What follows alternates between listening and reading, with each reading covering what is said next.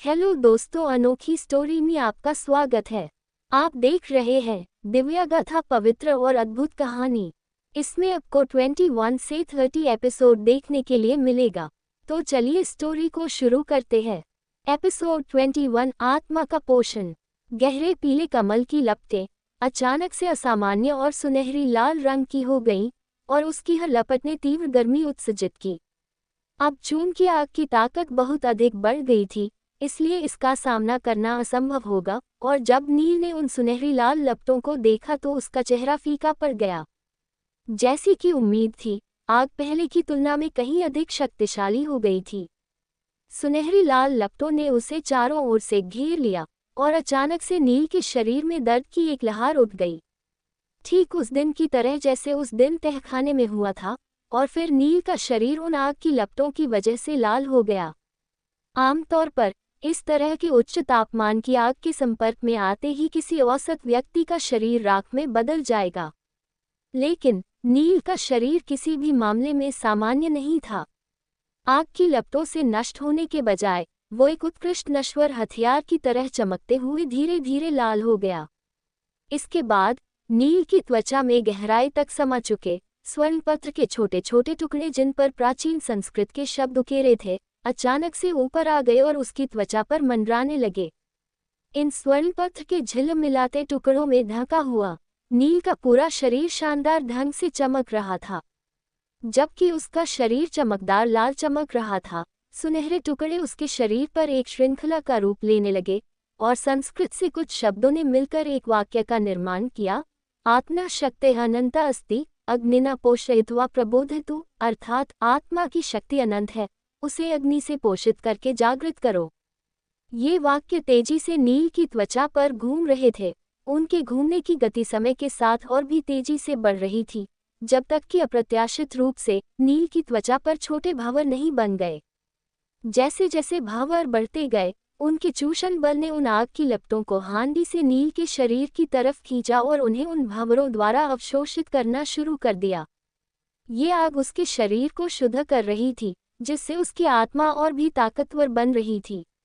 आश्चर्यजनक रूप से उसके शरीर ने सारी आग खुद के अंदर खींच ली। एक के बाद एक आग की लपटें नील के शरीर में, उसके हाथ, पैर और गर्दन सहित उसके हर छिद्र के माध्यम से अवशोषित हो गई। लेकिन ये अनुभव किसी अन्य पीड़ा से कहीं अधिक कष्टदायी था जो उसने अपने शरीर को अनुभव हो रहा था। जैसे ही आग की लपटें उसकी त्वचा से उसके शरीर में प्रवेश करने लगी, तो उसके शरीर का हर हिस्सा बाहर से लेकर अंदर तक उसकी गर्मी से झुलसने लगा। इस भयानक दर्द को सहने के लिए नील ने अपना मुंह भींच लिया। जब वो कारागार में था तब उसकी आत्मा ने पवित्र श्वेत अग्नि से जो दर्द सहा था, उसकी तुलना में इस बार का दर्द काफी कम था। इसी दौरान नील ने महसूस किया कि जलती हुई आग की वजह से अस्थि विघटक चूर्ण का असर धीरे धीरे समाप्त होता जा रहा है। उसका शरीर आग की लपटों पर प्रतिक्रिया कर रहा था। नील ने महसूस किया कि उसके आत्मा के आयाम में नवनाग हांडी एक बार फिर से प्रकट हो गई है। उसके अंदर पवित्र श्वेत अग्नि इस समय सुप्त और शांत अवस्था में मौजूद थी। लेकिन अचानक शांत हांडी नियंत्रण से बाहर हो गई। उसके अंदर पवित्र श्वेत अग्नि की लपटें तेजी से बढ़ने लगीं। पवित्र श्वेत अग्नि की लपटों ने नील की आत्मा पर प्रहार किया और उसे पूरी तरह से अपने आगोश में ले लिया। धीरे धीरे पवित्र श्वेत अग्नि नील की आत्मा के आयाम से बाहर निकल आए, लेकिन आश्चर्यजनक रूप से उसके ठीक सामने पवित्र श्वेत अग्नि किसी जीवित प्राणी की तरह दिखाई दे रही थी।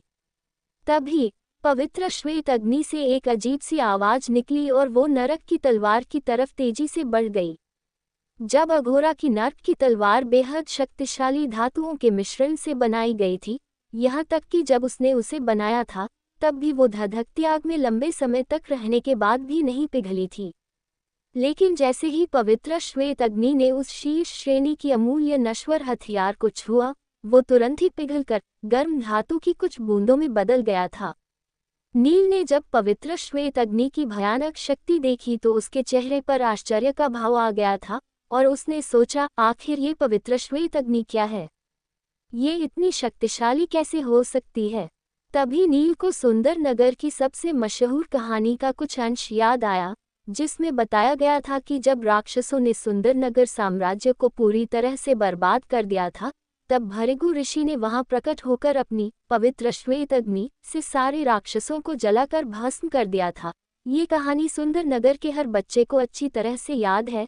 इसके साथ ही नील के मन में एक विचार कौन था, तो क्या ये श्वेत अग्नि वही पवित्र श्वेत अग्नि है जिसे उस समय भृगु ऋषि ने राक्षसों को मारने के लिए प्रयोग किया था।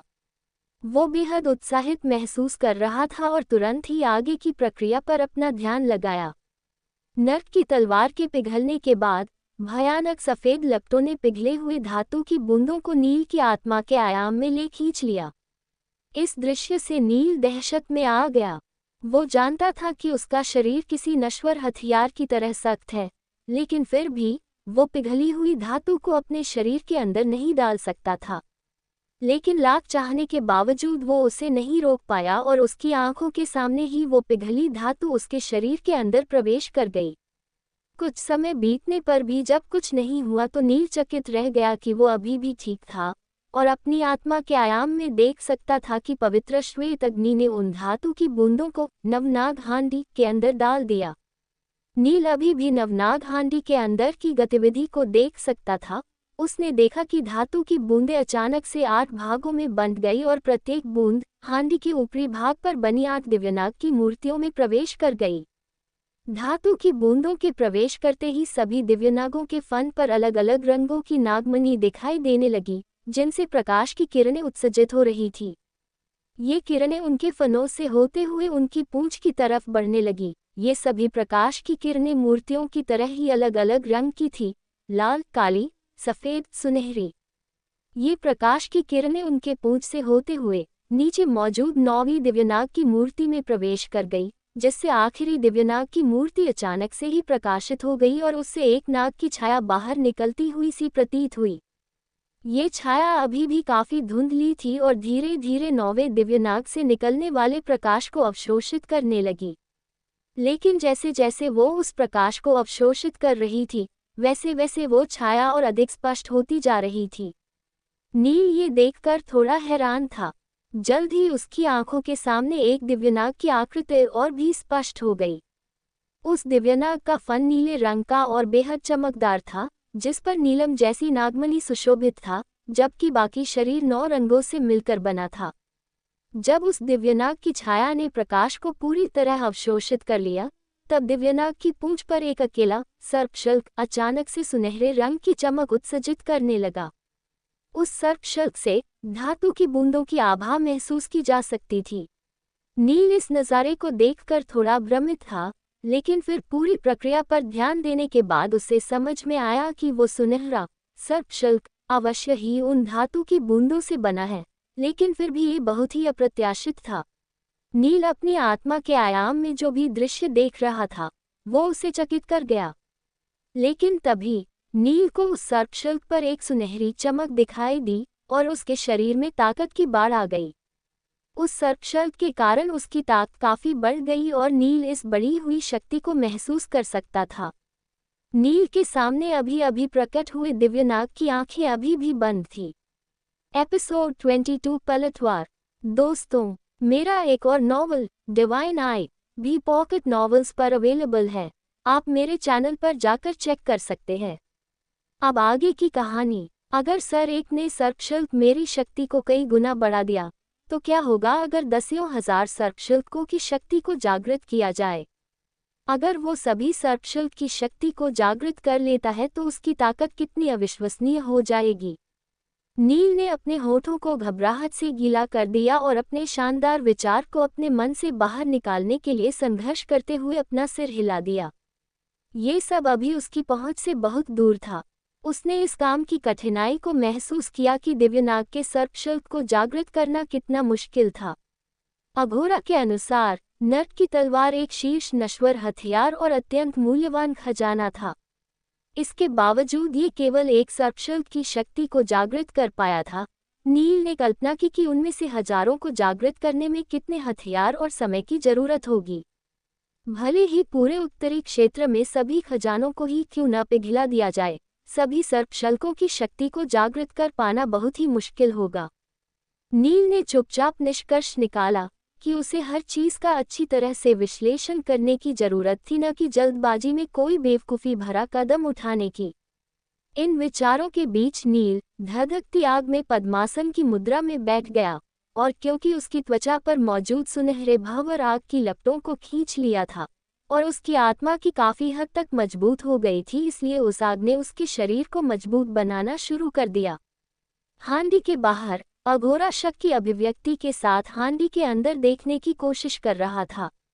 उसे कुछ अजीब सी अनुभूति हुई। वो अब अपनी नर्क की तलवार की उपस्थिति को महसूस नहीं कर पा रहा था, क्योंकि उसने भी कभी आध्यात्मिक तलवार कभी नहीं बनाया था, इसलिए उसने सोचा कि क्या नर्क की तलवार अब एक आध्यात्मिक हथियार बन गई है।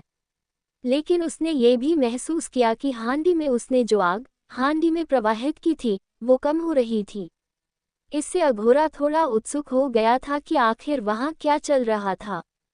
हो सकता है वो अपना आध्यात्मिक हथियार बनाने में कामयाब रहा हो। जैसा कि प्रत्येक हथियार निर्माता जानता था, जब शोधन प्रक्रिया पूरी होने के करीब होती है तो हथियार अपने अंतिम स्वरूप में प्रवेश करने लगती है, और ये वो समय होता है जब हथियार बड़ी मात्रा में आग को अवशोषित करती है। आग को अवशोषित करने की मात्रा श्रेणी के आधार पर भिन्न भिन्न होती है। जिस हथियार का स्तर जितना ऊंचा होगा, हथियार उतनी ही अधिक आग को अवशोषित करेगा।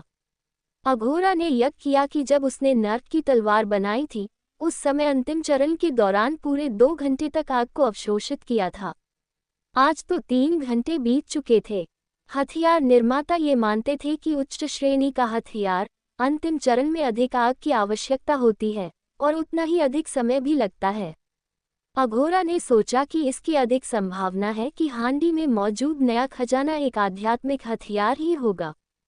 इसके बारे में सोचते हुए अघोरा और अधिक उत्साहित हो गया और उसका दिल तेजी से दौड़ने लगा। हाँ, बिल्कुल ऐसा ही हुआ है। केवल एक आध्यात्मिक हथियार ही अंतिम चरण के दौरान इतनी अधिक आग को अवशोषित कर सकता है। बिना किसी हिचकिचाहट के अघोरा ने तुरंत ही हांडी के अंदर और अधिक आग प्रवाहित कर दी। हालांकि अघोरा ने हांडी में काफी ज्यादा मात्रा में आग प्रवाहित की थी, लेकिन ऐसा लग रहा था कि हांडी किसी अंधेरी खाई की तरह था जिसने अघोरा की आग को भूखे दानव की तरह निगल लिया था। 6 घंटे बाद अघोरा का शरीर हौंफ रहा था और पसीने से तरबतर हो गया था, लेकिन अघोरा अभी भी इस बात को लेकर चिंतित था कि उसने पर्याप्त काम किया है या नहीं। उसे एहसास था कि अगर उसने अंतिम चरण के दौरान हथियार में सही ढंग से आग प्रवाहित नहीं की तो हांडी के भीतर का हथियार खराब भी हो सकता है। लेकिन भले ही कितना भी अधीर क्यों न हो, लेकिन अघोरा केवल अपने दांत पीसकर संयम के साथ आग को प्रवाहित करना जारी रख सकता था। लगभग 20 घंटे बाद अपने शरीर से आग की अंतिम बूंद को निचोड़ते हुए जब अघोरा खुद पर नियंत्रण नहीं सका और जमीन पर गिर गया, वो हाँफते हुए जमीन पर बैठ गया और फिर धीरे धीरे उठा। अघोरा ने लाल रंग की कई गोलियां निकाली और उन्हें अपने मुंह में डाल लिया। थोड़ी देर में ही उसने महसूस किया कि उसकी शक्ति दोबारा बढ़ रही है, लेकिन इतने समय तक प्रतीक्षा करने के बावजूद अभी भी अनिश्चित है कि वो सफल हुआ था या नहीं। हांडी के सामने खड़े अघोरा के चेहरे पर एक उलझन थी, लेकिन कुछ देर सोचे के बाद अघोरा ने हांडी का द्वार खोल दिया। वो अभी भी कुछ भी महसूस नहीं कर पा रहा था, जिससे उसे एक अजीब सी अनुभूति हुई। लेकिन जैसे ही दरवाजा पूरी तरह से खुला, उसे एक सुनहरी मुट्ठी अपने चेहरे की तरफ तेजी से बढ़ती दिखाई दी। चूंकि अघोरा पहले ही अर्ध महावीर योद्धा बन चुका था, इसलिए उसने अपनी ओर बढ़ते खतरे पर तुरंत प्रतिक्रिया दी। नील के मुके से बचने के लिए वो तेजी से पीछे की तरफ जाने लगा, लेकिन फिर भी नील काफी तेज था और उसकी मुट्ठी आखिरकार अघोरा के शरीर से टकरा गई। हालांकि अघोरा इस हमले से नहीं बच पाया था, लेकिन पीछे हटकर उसने नील के मुके की कुछ शक्ति को कम कर दिया था। मुक्का लगते ही अघोरा का चेहरा अचानक लाल हो गया, उसके माथे पर नसें फड़कने लगी और उसके मुंह से खून निकलने लगा। अपने मुंह से निकल रहे खून को पोंछते हुए उसने कहा, तुम अभी भी जीवित हो। सही कहा, मैं अभी तक मरा नहीं हूँ, नील ने उत्तर दिया। नील बाहरी रूप से तो शांत लग रहा था, लेकिन उसके भीतर उमड़ रहे भय को नियंत्रित करने के प्रयास से उसकी छाती तेजी से ऊपर नीचे हो रही थी। नील ने अभी सिर्फ तीसरा कुंडलिनी चक्र ही जागृत किया था और वो लगभग 1200 किलोग्राम वजन का सामना कर सकता था। इसके अलावा दिव्यनाग के सर्पशल्क की शक्ति को जागृत करने के बाद उसकी ताकत 3 गुना हो सकती है। चूंकि उसने अघोरा पर अचानक हमला करने की योजना बनाई थी, इसलिए नील ने इस मौके में अपनी पूरी ताकत झोंक दी थी। उसे उम्मीद नहीं थी कि अघोरा इतनी जल्दी प्रतिक्रिया देगा। वो नील के मौके की चपेट में आने से लगभग बच ही गया था, लेकिन अघोरा नील से भी ज्यादा हैरान था।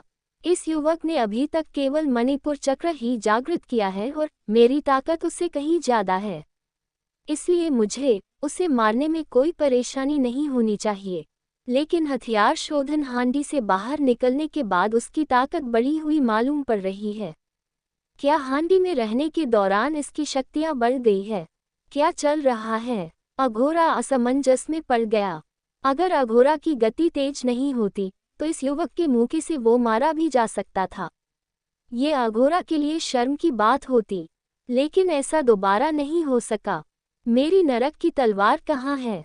अघोरा ने पूछा। हालांकि अघोरा के पास चिंता करने के लिए कई चीजें थीं, लेकिन वो अपनी सबसे प्यारी तलवार के लिए ज्यादा चिंतित था। नील ने अपने कंधे उचका दिए और अपने हाथ फैला लिए, और इसी के साथ नील के चेहरे पर एक मुस्कान फैल गई। फिर उसने कहा, तुम सच में नहीं जानते। जाहिर है, मैंने इसे खा लिया। तुमने इसे खा लिया। तुम मुझसे झूठ बोल रहे हो। अघोरा चिल्लाया। उसकी आंखें चौड़ी हो गईं और अविश्वास की अभिव्यक्ति उसके चेहरे पर दिखाई दी। नर्क की तलवार एक शीर्ष श्रेणी का नश्वर हथियार था। इसे कैसे खाया जा सकता था, वो भी एक इंसान के द्वारा? एक इंसान का पेट किसी सामान्य तलवार को भी नहीं पचा पाएगा, तो नश्वर हथियार तो बहुत दूर की बात है। अघोरा की आंखें नील पर जम गईं। वो युवक पूरी तरह निर्वस्त्र था। उसके पास नरक की तलवार को छिपाने के लिए कोई स्थान नहीं था। वही हथियार शोधन हांडी भी पूरी तरह से खाली थी। चून की तलवार कहीं नहीं मिली थी, तो अघोरा को यकीन हो गया कि नील ने जरूर उसके साथ कुछ किया है। भले ही सभी तथ्य एक ही तरफ इशारा कर रहे थे, लेकिन फिर भी अघोरा नील की बात पर विश्वास नहीं कर सका। वो गुस्से से चिल्लाया, मेरी नरक की तलवार कहाँ है? जल्दी बता दो वरना मैं तुम्हारी जान ले लूंगा। एपिसोड 23। अब मैं पूरी तरह से आज़ाद हूँ। अब आगे की कहानी। मैं मजाक नहीं कर रहा हूँ, मैंने वास्तव में इसे खा लिया, नील ने हंसते हुए कहा। वैसे भी नील सच ही कह रहा था। नरक की तलवार पवित्र श्वेत अग्नि से पिघल गई थी और फिर उसकी आत्मा के आयाम में उस 9 रंगों वाले दिव्यनाग के सर्पशल्क ने अवशोषित कर लिया था। दूसरे शब्दों में, ये वास्तव में उसने इसे खा लिया था। ठीक है, अब जब तुम खुद ही कह रहे हो कि तुमने नरक की तलवार खा ली है, मैं तुम्हारे शरीर को चीरकर खुद ही देख लूंगा कि वो तुम्हारे पेट के अंदर है या नहीं, अघोरा ने शातिर तरीके से कहा। जैसे ही अघोरा ने बोलना समाप्त किया, उसका शरीर तेजी से आगे बढ़ने लगा और उसके हाथ मृत शाखाओं की तरह नील की छाती की ओर जाने लगे।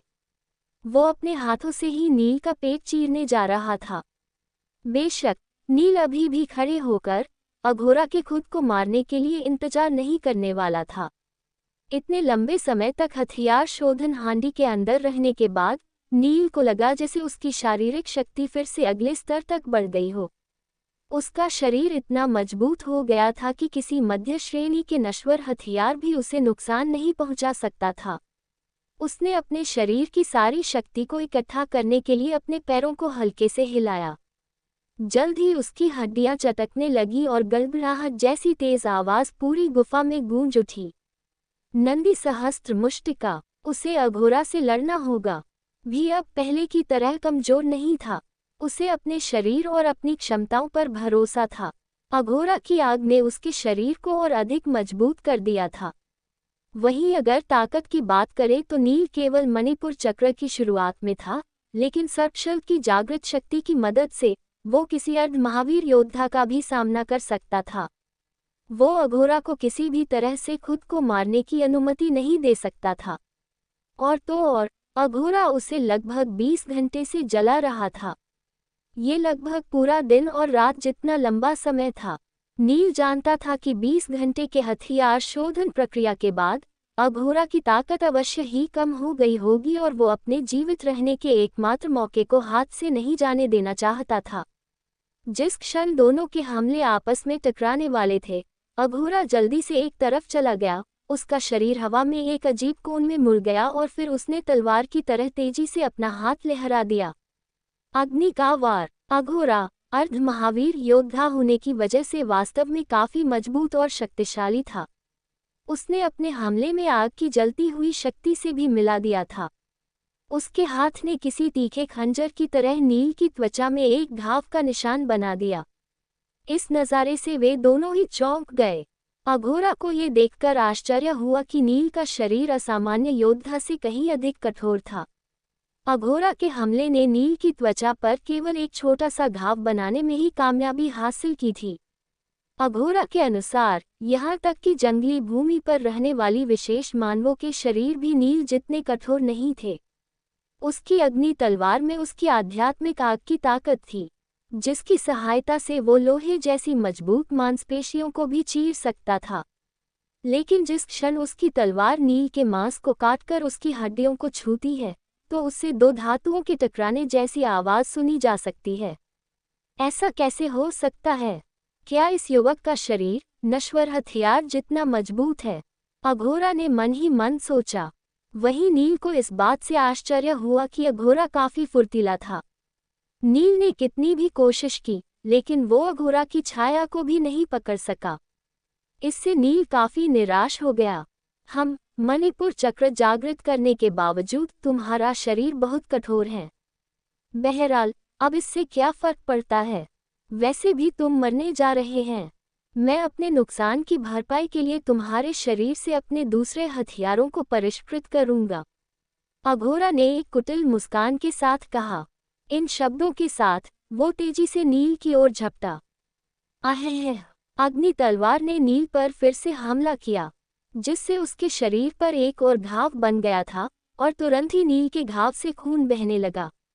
जब भी अघोरा ने उस पर हमला किया, नील के शरीर पर एक भयानक घाव बन जाता था। नील के लिए स्थिति निराशाजनक हो गई थी। भले ही वो शारीरिक रूप से मजबूत था, लेकिन वो अघोरा जितना तेज नहीं था। अघोरा की इस गति को देखते हुए नील ने महसूस किया कि अगर उसने समय रहते कोई उपाय नहीं सोचा तो निश्चित रूप से अघोरा उसे मार देगा। ऐसे में उसके पास जोखिम लेने के अलावा कोई चारा नहीं था। अचानक ही नील ने अपनी आंखें बंद कर लीं और अपनी बाहें नीचे कर ली। उसे देखकर ऐसा लग रहा था मानो उसने हार मान ली हो। चूंकि वो अघोरा को नहीं पकड़ पा रहा था, इसलिए बेवजह कोशिश करते रहना बेकार था। इतनी जल्दी हार मान गया, बेचारा छोटा युवराज, अघोरा ने तिरस्कार पूर्वक कहा। लेकिन अघोरा उसके लिए बिल्कुल भी दया की भावना नहीं थी। जब उसने देखा कि नील ने उसका विरोध करना छोड़ दिया है, तो उसने बिना किसी हिचकिचाहट के नील पर और तेज गति से हमला करना जारी रखा। कुछ ही पलों में नील पर 2 और घाव देखे जा सकते थे। अरे, मुझे देखना है कि तुम कितने घावों को बर्दाश्त कर सकते हो। अघोरा ने हमला जारी रखा। उसकी तीखी हंसी से पूरी गुफा गूंज उठी और उसने नील पर फिर से हमला किया। इस बार जैसे ही वो नील के पास पहुंचा, तो अघोरा ने तुरंत ही अपनी दिशा बदली और नील की पीठ की ओर चला गया और इस बार नील की पीठ पर एक गहरा घाव दे दिया। नील की हालत देख उसे बहुत मजा आ रहा था और एक तीखी हंसी के साथ अघोरा ने फिर से नील की तरफ लपका। इस बार उसने नील के सिर को निशाना बनाया था। इस हमले में नील का सिर के 2 टुकड़े कर देना चाहता था। सही समय आ रहा है, नील ने सोचा। जब अघोरा उसके बिल्कुल पास पहुंच गया, तो नील ने अचानक अपनी आंखें खोल ली। वो इस मौके का बेसब्री से इंतजार कर रहा था। इससे पहले कि अघोरा अपना हमला कर पाता, नील ने अपने सर को इस हमले से बचाने के लिए अपनी बाहों को सर के ऊपर ले गया, लेकिन उसकी हथेली अभी भी ऊपर की तरफ ही थी। जिस क्षण अघोरा ने नील की हाथों को छुआ, उसने तुरंत अघोरा की बाहों को पकड़ लिया और मरोड़ दिया। उसने अघोरा की पतली भुजाओं को मजबूती से पकड़ और तेजी से पीछे की तरफ घूम गया, जिससे अघोरा अब नील की पीठ पर लटक सा गया था। उसके बाद नील ने अपनी पूरी ताकत से अघोरा को जमीन पर पटक दिया। हालांकि गुफा कठोर पत्थर से बनी थी, लेकिन ये इस भयानक शक्ति का सामना नहीं कर सकी और एक विस्फोट के साथ जमीन फट गई। जहां विस्फोट हुआ था वहां एक विशाल गड्ढा बन गया था और उसके बीच पड़ा अघोरा दर्द से कराह रहा था। दर्द से कराहते हुए अघोरा ने गड्ढे से बाहर निकलने के लिए संघर्ष करने लगा, लेकिन नील ने उसे कोई मौका नहीं दिया। हाँ, पागल आदमी बहुत ताकतवर और तेज है। अगर मैं उसे इसे गड्ढे से बाहर निकलने देता हूँ तो शायद मुझे इतना अच्छा मौका दोबारा न मिले। अवसर केवल एक बार ही दस्तक देता है, मैं उसे कोई और मौका नहीं दे सकता। ऐसा सोचते ही नील अघोरा पर झपटा। इसके बाद तो नील किसी पागल जानवर की तरह अघोरा पर टूट पड़ा और उस पर लातों और घूंसों की बरसात कर दी। नील द्वारा चलाए गए हर मूके की ताकत कम से कम 1 टन के बराबर था। थोड़ी देर तक अपनी पूरी ताकत से हमला करने के बाद नील हाँफने लगा। अपने माथे पर आए पसीने को पोंछने के बाद नील ने अघोरा को देखा जो अभी भी गड्ढे के मलबे में पड़ा था। नील ने अपनी आंखें सिकोड़ ली। उसे लगा जैसे अघोरा अब सांस नहीं ले रहा था। उसने अभी अभी किसी ऐसे व्यक्ति को पीटा था जिसकी शक्ति अर्ध महावीर योद्धा के बराबर थी। नील के वर्तमान साधना स्तर को देखते हुए निस्संदेह ये एक बहुत ही बड़ी उपलब्धि मानी जा सकती थी। अघोरा ने अपनी सारी शक्तियों को पहले ही हांडी में आग प्रसारित करके खत्म कर लिया था। उसके बाद उसने नील से भी मुकाबला किया था। उसके बावजूद वो नील पर हावी हो रहा था। यहाँ तक कि नील ने थोड़ी भी धीमी प्रतिक्रिया दी होती तो अघोरा उसकी गर्दन काट चुका होता। उस स्थिति में नील की मृत्यु हो जाती, न कि अघोरा की। अघोरा को आखिरकार मृत अवस्था में देखकर नील ने खुद को बधाई दी, लेकिन अभी उसे उन 8 जीवित लोगों की जांच करनी थी जो गुफा की छत से लटक रहे थे। जब नील उनके पास पहुंचा तो उसने महसूस किया कि पहले ही वे मर चुके हैं। ऐसा लग रहा था जैसे उनके शरीर से उनका मांस और खून निचोड़ लिया गया हो। जब वो लोहे के पिंजरों की बारीकी से जांच करने गया तो नील ने देखा कि उन लोगों की मौत अघोरा की आग से जलकर हुई थी। उनके शरीर इतने भयानक लग रहे थे कि नील ने अपनी आंखें बंद कर लीं और तुरंत ही दूर हो गया। बेचारे असहाय लोग। नील ने चुपचाप उन लोगों के लिए सहानुभूति प्रकट की। उन लोगों का मुआयना करने के बाद नील उस विशाल गुफा में चारों ओर घूमने लगा। उसने अब तक 2 बार गुफा की जांच कर ली थी, लेकिन उसे टूटे हुए तांबे और लोहे के अलावा कोई भी मूल्यवान वस्तु नहीं दिखी। तभी नील को कुछ समझ आया और उसने भौहें चढ़ा लीं।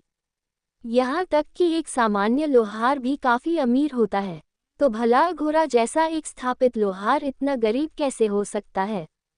इसके पास कुछ खजाने तो जरूर होंगे। थोड़ी देर और खोजने के बाद नील के मन में एक विचार आया। वो गड्ढे में गया और अघोरा के शरीर को बाहर खींच लिया। अघोरा का शरीर अब तक एक कंकाल में बदल चुका था। उसके शरीर का एक भी अंग सुरक्षित नहीं था। नील की नज़र अघोरा के दाहिने हाथ पर पड़ी। उसकी मध्यमा उंगली में धातु की एक काली अंगूठी मौजूद थी। एक विचार ने नील को अघोरा की मध्यमा उंगली से अंगूठी निकालने के लिए प्रेरित किया। हालांकि जैसे ही नील ने उस अंगूठी को छुआ, उसकी उंगलियों पर ठंडक की भावना फैल गई। निश्चित रूप से ये एक भंडारण अंगूठी थी। एपिसोड 24 अज्ञात श्रेणी का हथियार। भंडारण अंगूठी वाकई खास होती है।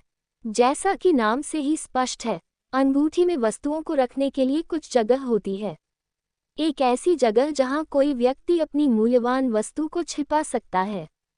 इस तरह की भंडारण अंगूठी एक अविश्वसनीय वस्तु थी। भले ही अंगूठी का भंडारण स्थान काफी छोटा हो, लेकिन अभी भी इसका मूल्य एक शीर्ष श्रेणी के नश्वर हथियार के बराबर होगा। सुंदर नगर में किसी के पास भी इस तरह का खजाना नहीं था। हालांकि नील ने इससे पहले कभी भी वास्तविक भंडारण अंगूठी नहीं देखी थी, लेकिन उसने किताबों से ऐसी जादुई वस्तुओं के बारे में काफी जानकारी हासिल की थी। उन पुस्तकों में वर्णित जानकारी के अनुसार, चूंकि अघोरा अब मर चुका था और उसकी आत्मा भी उसके शरीर को छोड़कर जा चुकी थी, तो इस भंडारण अंगूठी का कोई भी स्वामी नहीं था। इसका मतलब था कि नील इस भंडारण अंगूठी का स्वामी बन सकता है। अचानक उसके दिमाग में कुछ विचार आए और नील ने अपनी चेतना को भंडारण अंगूठी के अंदर प्रवाहित करने लगा। शुरुआत में थोड़ी दिक्कत पेश आए और अंगूठी से निकल रही ठंडक से अवरोध भी उत्पन्न हुआ, लेकिन आखिर में नील ने इस पर काबू पा लिया और अंगूठी से निकलने वाली ठंडक एक सौम्य गर्माहट में बदल गई। उसके बाद जब नील ने अपनी चेतना को अंगूठी में प्रवाहित किया तो वो सब कुछ देख सकता था जो अघोरा ने अंगूठी में सहेज कर रखा था। भंडारण अंगूठी के अंदर की जगह ज्यादा बड़ी नहीं थी। उसने अनुमान लगाया कि अंदर का स्थान कुछ वर्ग मीटर से बड़ा नहीं था। भंडारण अंगूठी के हिसाब से ये आश्चर्यजनक रूप से बहुत कम था। हालांकि अंदर कई सारे खजाने मौजूद थे। अघोरा ने हथियार शोधन में इस्तेमाल होने वाले विभिन्न कीमती अयस्कों को भंडारण अंगूठी में संग्रहित किया था। इसमें शुद्ध लोहा, लाल मृत पत्थर, रक्त अग्नि धातु और कई अन्य अयस्क शामिल थे। वे सभी बड़े करीने से कोने में रखे गए थे। हथियार निर्माण करने वालों के लिए ये अयस्क निश्चित रूप से बहुत कीमती खजाने होते हैं। नील ने अनुमान लगाया कि वो उन्हें अच्छी कीमत पर बेच सकता है। अंगूठी में अयस्कों के अलावा अर्धपारदर्शी पत्थर भी मौजूद थे। इन पत्थरों को निम्न स्तरीय आध्यात्मिक पत्थर के रूप में भी जाना जाता था। नील ये बात पहले से ही जानता था। इस प्रकार का निम्न स्तरीय आध्यात्मिक पत्थर साम्राज्य में वास्तविक मुद्रा के रूप में प्रचलित था। सोना और चांदी आम लोगों की मुद्रा थी और वे इसे व्यापार के लिए इस्तेमाल करते थे। लेकिन साधकों के लिए सोना मिट्टी की तरह बेकार था। लेकिन निम्न स्तरीय आध्यात्मिक पत्थर अलग होते थे।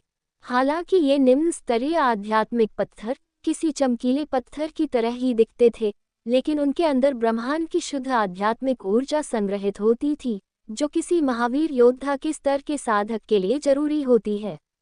अब क्योंकि निम्न स्तरीय आध्यात्मिक पत्थर को काटना और कभी भी ले जाना आसान था, वे धीरे धीरे साधकों की दुनिया की पसंदीदा मुद्रा बन गए थे। नील ने अनुमान लगाया कि भंडारण अंगूठी में सैकड़ों निम्न स्तरीय आध्यात्मिक पत्थर मौजूद थे, जिनकी कीमत करोड़ों स्वर्ण मुद्राओं के बराबर थी। ये काफी बड़ी रकम थी। इसका मतलब था कि अघोरा बिल्कुल भी गरीब नहीं था।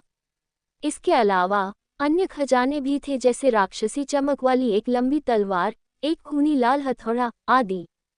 इन खजानों का स्तर कम नहीं था। चूंकि नील कोई विशेषज्ञ नहीं था, उसने अनुमान लगाया कि वे शायद मध्य श्रेणी के रहस्यमय हथियार थे।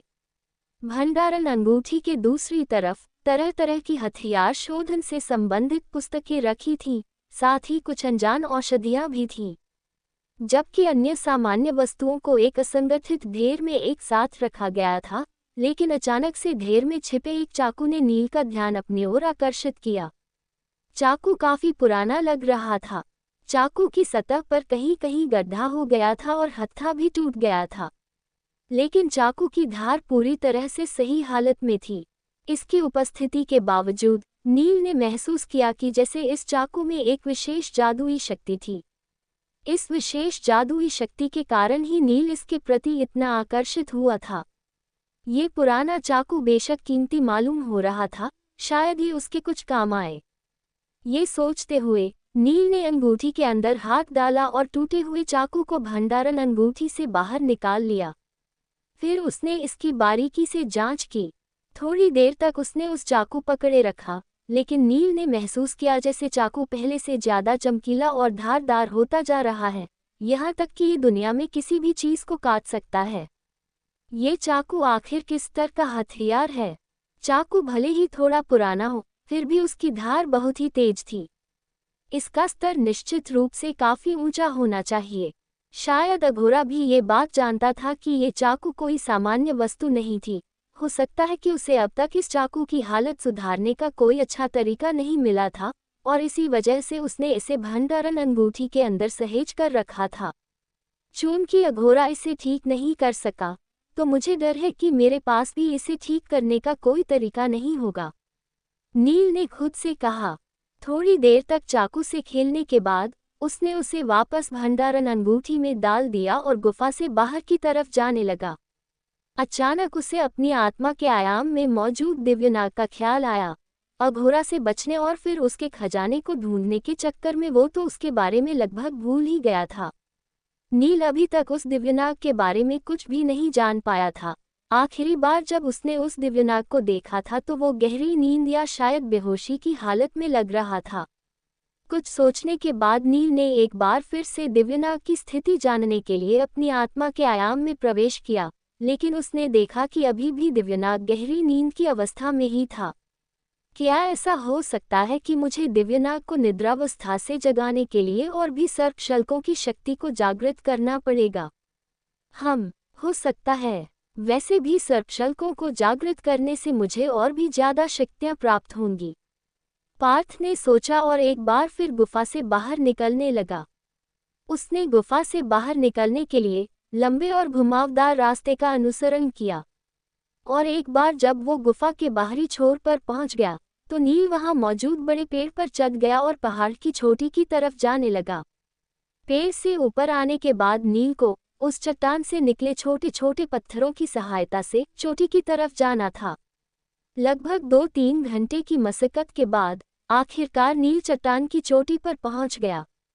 एक बार चट्टान की चोटी पर पहुंचने के बाद नील ने ताज़ी हवा की गहरी सांस ली और सुबह की ठंड की उस आरामदायक गर्म धूप को अपने चेहरे पर महसूस करने लगा। अंत में एक बड़ी मुस्कान उसके चेहरे पर छा गई। वो सुंदर नगर राज्य को सुरक्षित निकलने, अघोरा से बचने और इतने सारे खजाने प्राप्त करने के लिए खुद को भाग्यशाली मान रहा था। इससे भी महत्वपूर्ण बात यह है कि उसने अपनी स्वतंत्रता वापस प्राप्त कर ली थी। सुंदर नगर के कारागार में 3 साल तक कैद रहने के बाद नील आखिरकार वहां से बच निकला था। अब वो पूरी तरह से आज़ाद था और वो जहां चाहे वहां जा सकता था। उसने अपनी दाहिनी ओर देखा और फिर आगे बढ़ गया। हालांकि वो काफी खुश और उत्साहित था, लेकिन नील ने अपना विवेक नहीं खोया था। वो जानता था कि उसके पास करने के लिए और भी महत्वपूर्ण काम है। उसकी अगली मंजिल श्यामल साम्राज्य की शाही राजधानी थी। विशेष रूप से उसे प्रसिद्ध शाही राजधानी के पूर्वी छोर पर पहुंचना था, क्योंकि वो वही जगह थी जहां सप्तसिंधु आश्रम स्थित था और उसकी बहन नीलिमा सप्तसिंधु आश्रम के पास स्थित काली पहाड़ी में कैद कर दी गई थी। एपिसोड 25 तुम्हारी यहाँ आने की हिम्मत कैसे हुई? ऊंचे ऊंचे पहाड़ों, घाटियों को पार करते हुए और मैदानी इलाकों में पैदल यात्रा करते हुए, कई नगरों और विभिन्न राज्यों से गुजरते हुए नील अंततः शाही राजधानी में पहुंच ही गया। यहाँ तक पहुंचने के लिए उसे कुल 2.5 महीने का समय लगा। शाही राजधानी के ऊंचे सुनहरे प्रवेश द्वार के सामने खड़ा नील सामने के नज़ारे से बेहद आश्चर्यचकित था। उसका मुंह खुला रह गया। उसने सोचा था कि सुंदर नगर एक बड़ा नगरीय क्षेत्र है, लेकिन वो तो शाही राजधानी के 100 गज ऊंचे इस सुनहरे प्रवेश द्वार को देखकर ही हैरान रह गया था। इस प्रवेश द्वार की सबसे खास चीज इसके ऊपर लगा एक बड़ा सतरंगी हीरा था, जिसे यहाँ के लोग स्वर्ग की आंख भी कहते हैं। शाही राजधानी पर कई पुस्तकें पढ़ने के बाद, जिसमें लेखकों ने शाही राजधानी की भव्यता के बारे में विस्तार से बताया था, नील मानसिक रूप से राजधानी की भव्यता और विलासिता को देखने के लिए तैयार था। लेकिन जब उसने पहली बार शाही राजधानी में कदम रखा तो उसे गहरा सदमा लगा और उसे ऐसा महसूस हुआ जैसे कोई देहाती लड़का पहली बार किसी बड़े नगर का दौरा कर रहा हो। नील ने जो किताबें पढ़ी थीं, वे बहुत विस्तृत थीं और कुछ में शाही राजधानी के खूबसूरत परिदृश्यों का चित्रण भी था, जिसमें नील के सामने मौजूद ऊंचे सुनहरे प्रवेश द्वार जैसे चित्र भी शामिल थे। प्रवेश द्वार का नाम स्वर्ग का द्वार था, जो 100 गज ऊंचा और 25 गज चौड़ा था। 40 साल पहले गांधार देश की राजकुमारी हेमलता की शादी श्यामल साम्राज्य के भावी सम्राट से हुई थी और राजकुमारी हेमलता दहेज के रूप में स्वर्ग की आंख को अपने साथ ले आई थी, जिसे बाद में शाही राजधानी के प्रवेश द्वार पर लगा दिया गया था। हालांकि नील ने अतीत में कई बार कल्पना की थी कि स्वर्ग का द्वार कैसा दिखेगा। इस सुनहरे प्रवेश द्वार और उस पर लगे स्वर्ग की आंख हीरे को व्यक्तिगत रूप से देखकर उसे अंततः समझ में आया कि ये दहेज राजकुमारी हेमलता, जो कि वर्तमान में श्यामल साम्राज्य की साम्राज्ञी बन चुकी है, अपने साथ क्यों लाई थी। स्वर्ग का द्वार सोने से बना था और उस पर लगा स्वर्ग की आंख हीरा जब धूप में चमकते थे तो उससे चमकदार रंगों का इंद्रधनुष प्रतिबिंबित होता था। शायद गांधाराज ये सुनिश्चित करना चाहते थे कि जब भी श्यामल साम्राज्य के लोगों की नज़र स्वर्ग की आंख हीरे पर पड़े तो उन्हें पता चले कि गांधार देश कितना समृद्ध है और वे कितने गरीब हैं। स्वर्ग के द्वार से गुजरने के बाद नील स्थानीय दृश्यों का आनंद लेते हुए शाही राजधानी की मुख्य सड़क पर चला गया। वहां से होते हुए वो श्यामल साम्राज्य की कुलदेवी श्यामल माता के मंदिर के भी दर्शन किए और नगर के प्रसिद्ध भोजनालय के पकवानों का भी आनंद लिया। हालांकि उत्सुकतावश नील इन आश्चर्यजनक दृश्यों का आनंद लेने से ज्यादा देर नहीं रुका। उसकी सर्वाधिक रुचि सप्तसिंधु आश्रम को खोजने में थी, इसलिए नील किसी अन्य जगह पर ज्यादा समय बर्बाद न करते हुए अपने गंतव्य तक पहुंचना चाहता था।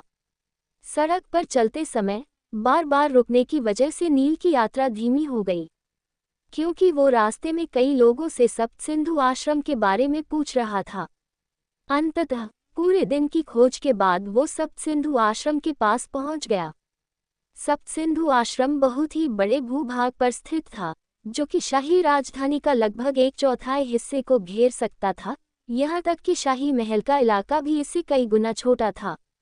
वहीं अगर सप्तसिंधु आश्रम के पीछे स्थित पर्वत श्रेणियों की गिनती की जाए तो सप्तसिंधु आश्रम का क्षेत्र शाही राजधानी से भी बड़ा हो जाएगा। भव्य और विलासिता से परिपूर्ण स्वर्ग के द्वार की तुलना में सप्तसिंधु आश्रम का मुख्य द्वार बेहद सादगी से भरा और प्राचीन था। प्रवेश द्वार के शीर्ष पर बड़े अक्षरों में लिखे सप्तसिंधु आश्रम के अलावा कोई भी सजावट नहीं थी।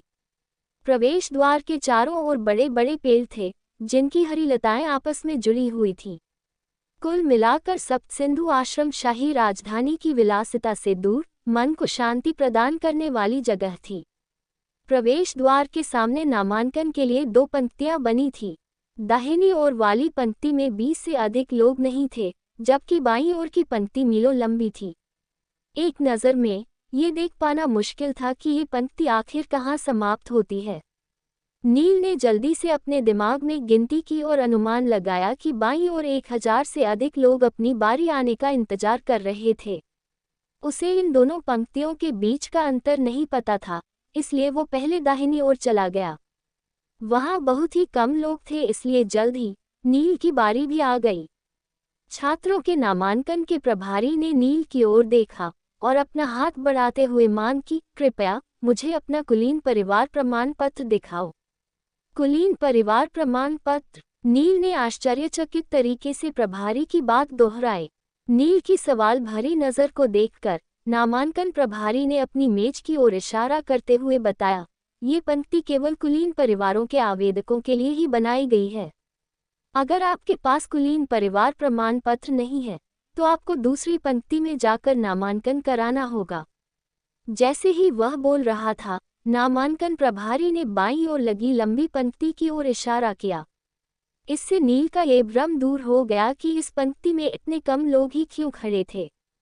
ये पंक्ति कुलीन परिवार के लोगों की सेवा के लिए समर्पित थी। सम्राट द्वारा श्यामल साम्राज्य के अंदर कुछ खास परिवारों को कुलीन परिवार का विशेष दर्जा दिया गया था। पूरे साम्राज्य में बहुत ही कम संख्या में शक्तिशाली परिवार थे जिन्हें कुलीन परिवार माना जाता था, और उनमें से अधिकांश परिवार शाही राजधानी में स्थित थे। चूंकि सुंदर नगर के राजपरिवार को अभी तक कुलीन परिवार का दर्जा नहीं मिला था, इसलिए नील नामांकन प्रभारी को कुलीन परिवार प्रमाण पत्र नहीं दिखा सका। ये दृश्य देखकर लंबी कतार में खड़े लोग चेहरे पर तिरस्कारपूर्ण भाव लाते हुए जोर जोर से हंसने लगे। इस तरह पंक्ति में इंतजार करना बेहद उबाऊ था। उन लोगों के पास समय बिताने के लिए एक दूसरे से बातचीत करने के अलावा कोई काम नहीं था। वहीं नील के हरकतों ने उस उबाऊ माहौल को थोड़ा बदल दिया और वहां खड़े लोग इस मनोरंजन माहौल का भरपूर मजा ले रहे थे। अरे भाई, ये मूर्ख कहाँ से आया है? वो ये भी नहीं जानता था कि कुलीन परिवार प्रमाण पत्र आखिर होता क्या है। जरूर ये शाही राजधानी के बाहर का व्यक्ति होगा। उसकी सप्तसिंधु आश्रम में आने की हिम्मत कैसे हुई? पता नहीं आजकल किस तरह के लोग सप्तसिंधु आश्रम में आ जाते हैं। इन तानों को नज़रअंदाज करते हुए नील ने चुपचाप अपने कदम पीछे खींचे और बाईं पंक्ति की ओर जाने से पहले नामांकन प्रभारी को सिर हिलाकर धन्यवाद दिया, जबकि अन्य आवेदकों की तिरस्कार भरी निगाहें नील पर ही टिकी हुई थीं। पिछले 3 वर्षों में नील लुओ ने एक गुलाम की तरह जीवन जिया था और इस दौरान नील को अनेकों बार उकसाया और प्रताड़ित किया गया था। इसलिए अब कोई भी चीज़ उसे परेशान नहीं कर सकती थी। पंक्ति धीरे धीरे आगे बढ़ रही थी और चूंकि नील वहां किसी को नहीं जानता था, इसलिए उसने खुद को तरोताजा रखने के लिए समय का उपयोग करने का फैसला किया और अपनी आंखें बंद कर लीं। क्या आप पहली बार यहाँ प्रारंभिक परीक्षा देने आए हैं? नील के पास से अप्रत्याशित रूप से एक सौम्य आवाज आई। अपनी आंखें बंद किए हुए ही नील ने सिर हिलाया। कुछ पल बाद उसने अपनी आंखें खोलीं और देखा कि एक युवक उसके सामने खड़ा है। नील ने देखा कि उस युवक का चेहरा सौम्य था और उसकी उम्र लगभग 18 या 19 वर्ष की थी। जब युवक ने नील की आंखें खुलते देखीं, तो वो थोड़ा मुस्कुराया और बोला, मैं आज दूसरी बार यहाँ आया हूँ। प्रारंभिक परीक्षा क्या है? युवक के सौम्य और मिलनसार व्यक्तित्व को देखते हुए नील को काफी सहज महसूस हुआ। वो जानता था कि शिष्यों की भर्ती के लिए सप्तसिंधु आश्रम में बहुत सख्त नियम थे और आवेदकों को सप्तसिंधु आश्रम में प्रवेश के लिए कई परीक्षाएं उत्तीर्ण करनी पड़ती थीं।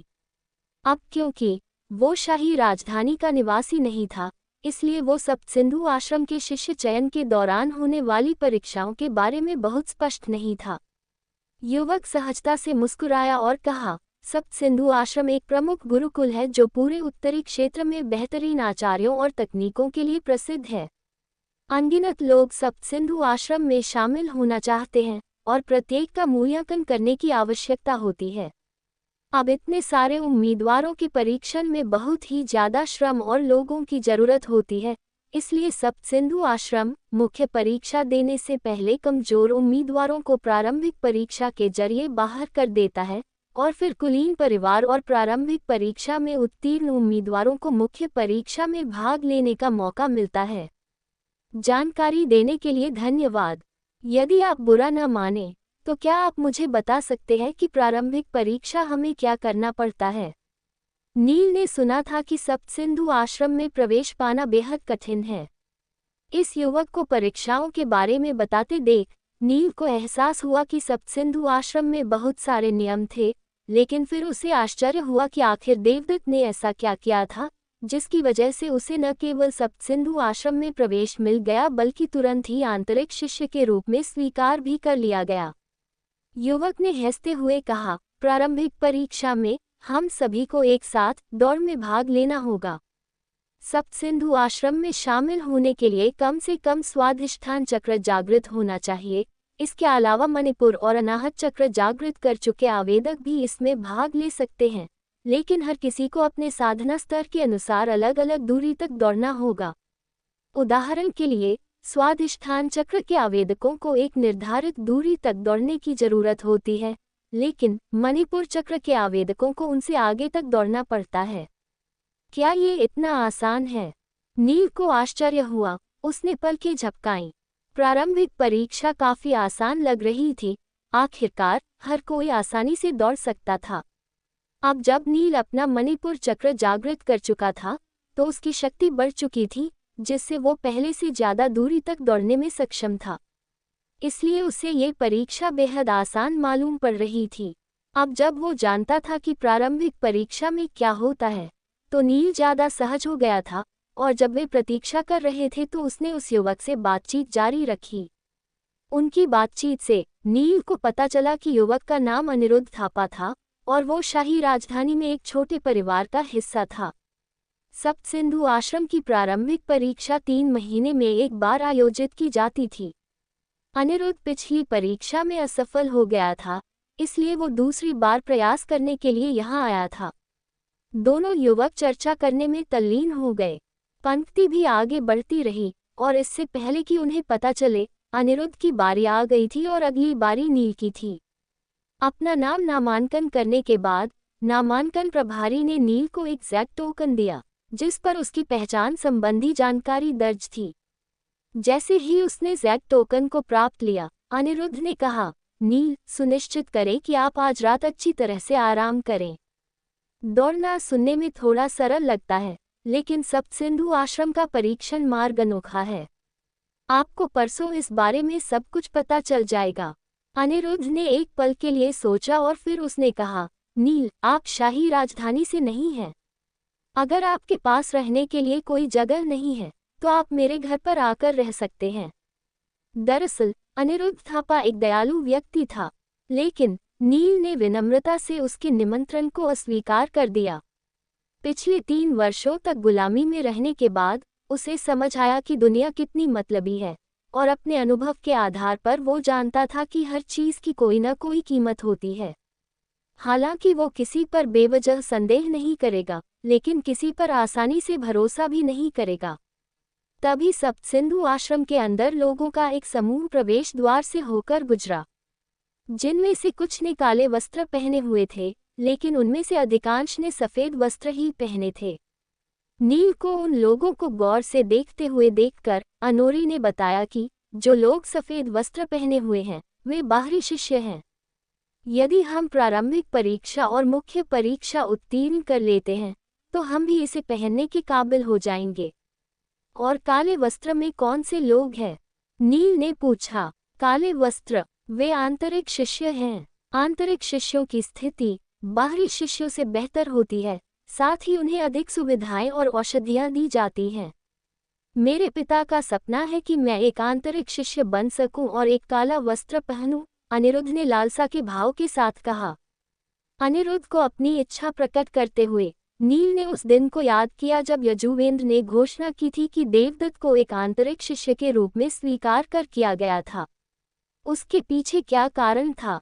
क्या ये स्वर्गीय आशीर्वाद की गोली के कारण था कि देवदत्त ने अपने साधना स्तर को अधिक तेजी से बढ़ा सका? नील अपने विचारों में खोया हुआ था, तभी काले कपड़े पहने 6 या 7 शिष्य उसकी ओर चलकर आए। उनमें से एक ने नील को अजीब भाव से देखा। नील, ये बड़े ही आश्चर्य की बात कि तुम अभी तक मरे नहीं हो। क्या तुम सप्तसिंधु आश्रम में पढ़ना चाहते हो? तुम्हारी यहाँ आने की हिम्मत कैसे हुई? हाँ, अपना नाम सुनकर नील ने उस आदमी की ओर देखा जो उस पर चिल्ला रहा था। जब उसने उस युवक को अच्छी तरह से देखा तो उसकी छाती घृणा से सिकुड़ गई। क्या संयोग है, वो बस उसी के बारे में सोच रहा था, और अब आश्चर्यजनक रूप से देवदत्त उसके सामने खड़ा था। एपिसोड 26 तीखी झड़प। नील को पता था कि देर सबेर उसकी मुलाकात देवदत्त से सप्तसिंधु आश्रम में जरूर होगी, लेकिन उसे प्रारंभिक परीक्षा देने से पहले ही देवदत्त से सामना होने की उम्मीद नहीं थी। देवदत्त ने जो कहा उसे सुनने के बाद नील को एहसास हुआ कि भले ही देवदत्त शिष्य मूल्यांकन दिवस के दिन मूल्यांकन प्रक्रिया शुरू होने से पहले ही वहां से सप्तसिंधु आश्रम के लिए निकल गया था, लेकिन उसे बाद में वहां पर हुई घटनाओं के बारे में पता चल चुका होगा। अगर ये सच था, तो देवदत्त को पता होगा कि नील ने राजदत्त को इस तरह से अपंग कर दिया है कि वो भविष्य में फिर कभी साधना करने में समर्थ नहीं होगा। सप्तसिंधु आश्रम सभी लोगों के लिए खुला है।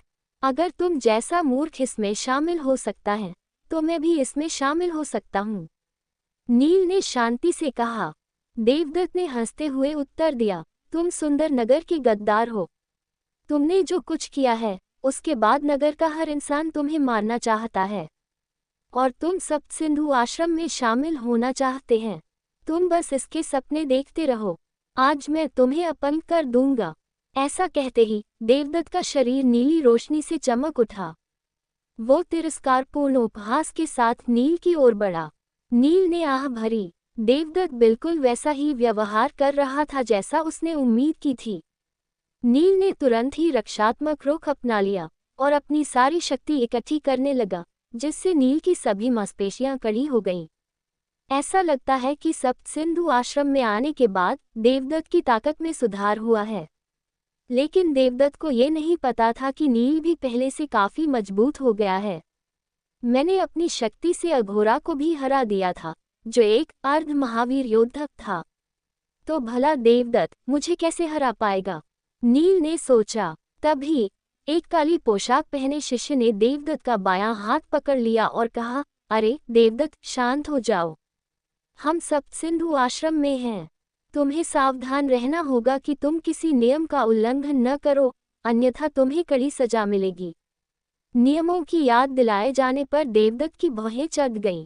जाहिर है, सप्तसिंधु आश्रम में कानून तोड़ने का दंड बहुत कठोर था और इसीलिए वो नील पर हमला करते वक्त झिझका। तभी मिमो नाम का एक युवक काले वस्त्र पहने शिष्यों के बीच से निकला। ऐसा प्रतीत हो रहा था कि मानो मिमो इन लोगों में काफी लोकप्रिय था। उसने आगे आते हुए कहा, देवदत्त, क्या इस लड़के के साथ तुम्हारा कोई पुराना झगड़ा है? देवदत्त ने हाँ में सिर हिलाने और जवाब देने से पहले मिमो को देखकर सम्मानपूर्वक सिर झुकाया। हाँ, ये हमारे सुंदरनगर का गद्दार है और सुंदरनगर के युवराज होने की वजह से मैं उसे दंडित करने के लिए बाध्य हूँ। तो फिर उसे मार डालो। हालांकि सप्तसिंधु आश्रम के नियम बेहद सख्त हैं, लेकिन इस लड़के ने अभी प्रारंभिक परीक्षा के लिए पंजीकरण ही कराया है।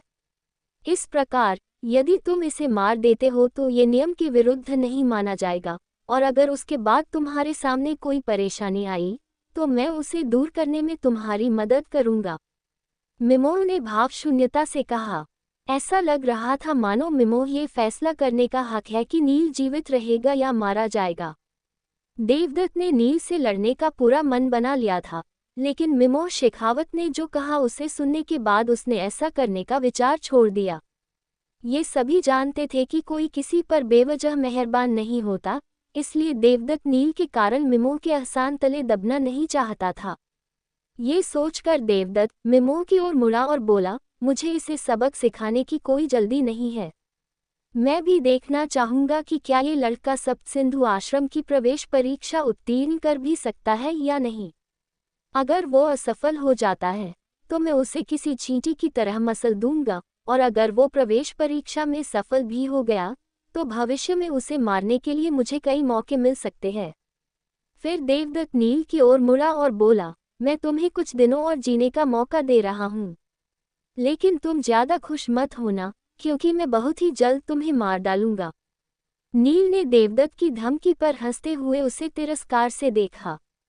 उसने अपनी तर्जनी से देवदत्त की ओर इशारा किया और कहा, हाँ हाँ हाँ, तुम सच में अच्छा मजाक कर लेते हो। देवदत्त, क्या राजपरिवार में से किसी ने तुम्हें सच नहीं बताया? मैंने सिर्फ राजदत्त को ही नहीं बल्कि तुम्हारे प्यारे चाचा यजुवेंद्र को भी हरा दिया था। तो बताओ, क्या तुम अभी भी आश्वस्त हो कि तुम मुझे मार पाओगे? इतना कहने के बाद नील ने अपनी पूरी ताकत का उपयोग करते हुए एक भयानक आभा प्रकट की।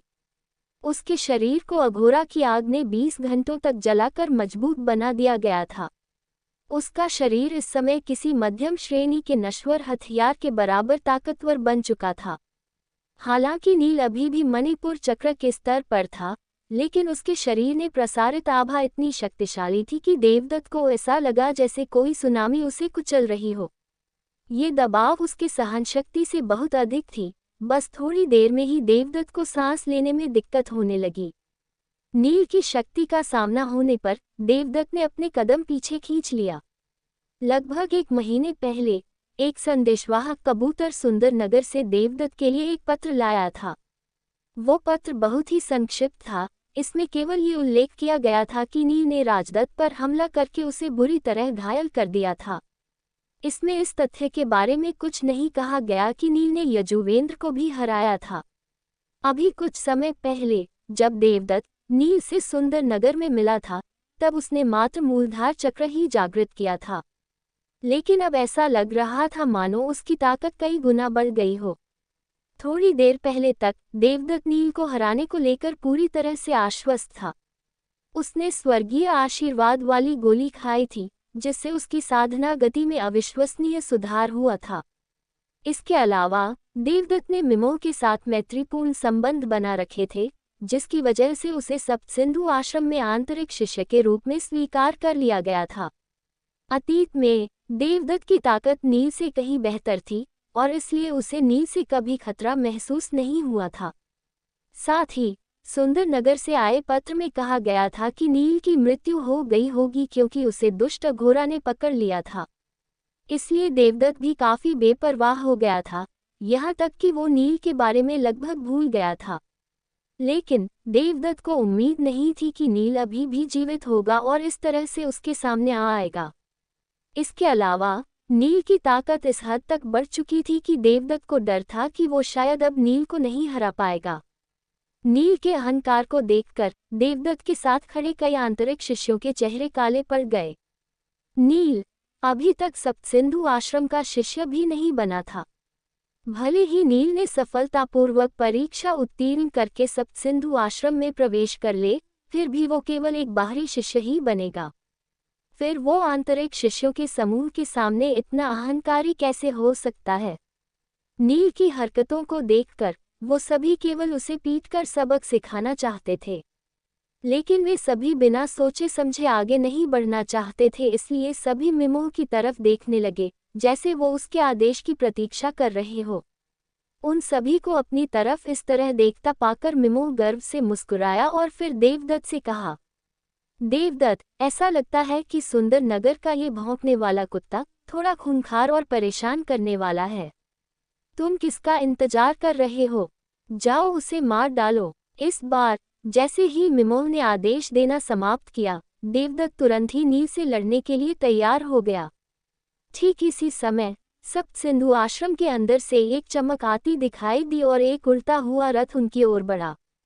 उड़ते हुए रथ पर सुनहरा कवच पहने दो लोग खड़े थे। ऐसा लग रहा था जैसे वे इस इलाके में गश्त कर रहे हों। वे रक्षक दल के सदस्य हैं, एक काली पोशाक पहने शिष्य ने कहा। उड़ते हुए रथ को देखकर देवदत्त की अभिव्यक्ति भी बदल गई। सप्तसिंधु आश्रम के सख्त नियमों के अनुसार शिष्यों के बीच लड़ाई वर्जित थी। हालांकि सप्तसिंधु आश्रम में इतने सारे शिष्य थे और हर कोई युद्ध कला में पारंगत था कि लड़ाइयों को पूरी तरह से टाला नहीं जा सकता था। सभी शिष्य जानते थे कि उन्हें आपस में लड़ते समय काफी सावधान रहने की जरूरत थी कि वे रक्षक दल द्वारा पकड़े ना जाए। लेकिन चूंकि इंस्पेक्टर भीड़ के ठीक ऊपर पहुंच चुके थे, इसलिए देवदत्त और उसके दोस्त कुछ नहीं कर सके। मौजूदा स्थिति से वाकिफ मिमोह ने नील पर व्यंग्य किया।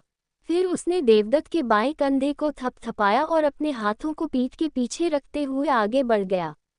देवदत्त ने नील से कहा, आज तुम बहुत भाग्यशाली हो, लेकिन अब तुम शाही राजधानी में आ गए हो, इसलिए चाहे तुम सप्तसिंधु आश्रम में शामिल हो या नहीं, तुम्हारे पास बचने का कोई मौका नहीं होगा। मैं आज तो तुमसे नहीं लड़ूंगा, लेकिन तैयार रहना, मैं तुम्हें मारने के लिए सही मौके का इंतजार करूंगा। इसलिए तुम्हारे लिए यही बेहतर है कि तुम जहर खाकर या किसी पहाड़ी से कूदकर अपनी जान दे दो, वरना मैं तुम्हें वो मौत दूंगा कि देखने वालों की रूह तक कांप जाएगी। अब फैसला तुम्हें करना है। फिर देवदत्त और अन्य काली पोशाक पहने शिष्य मुड़े और मिमोह के पीछे पीछे वहां से चले गए। काले वस्त्र पहने शिष्यों के समूह के चले जाने के बाद अनिरुद्ध, जो दूर खड़ा था, धीरे से नील के पास पहुंचा। उसने प्रशंसा भरी आवाज में कहा, नील, तुम तो बहुत बहादुर हो। यहाँ तक कि बाहरी शिष्य भी आंतरिक शिष्यों से उलझने की हिम्मत नहीं करते, और तुमने प्रारंभिक परीक्षा देने से पहले ही उन्हें क्रोधित करने की हिम्मत कर दी। तुम तो वाकई कमाल हो। अनिरुद्ध के अलावा प्रारंभिक परीक्षा के लिए नामांकन करने वाले कई लोगों ने नील पर एक गहरी नजर डाली।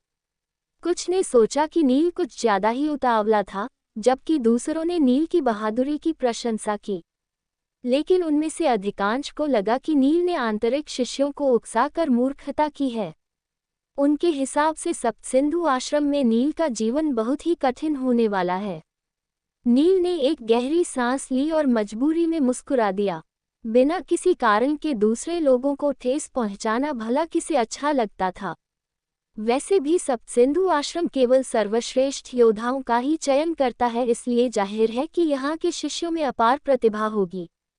जबकि नील बस एक छोटे से राज्य का गद्दार था, उसके लिए सबसे अच्छा यही होगा कि वो कम लोगों से उलझे और अपनी ताकत बढ़ाने पर ध्यान केंद्रित करे। हालांकि नील अभी भी अपने वादे को भूला नहीं था। उसे अभी भी अपने पिता की मौत का बदला लेना था।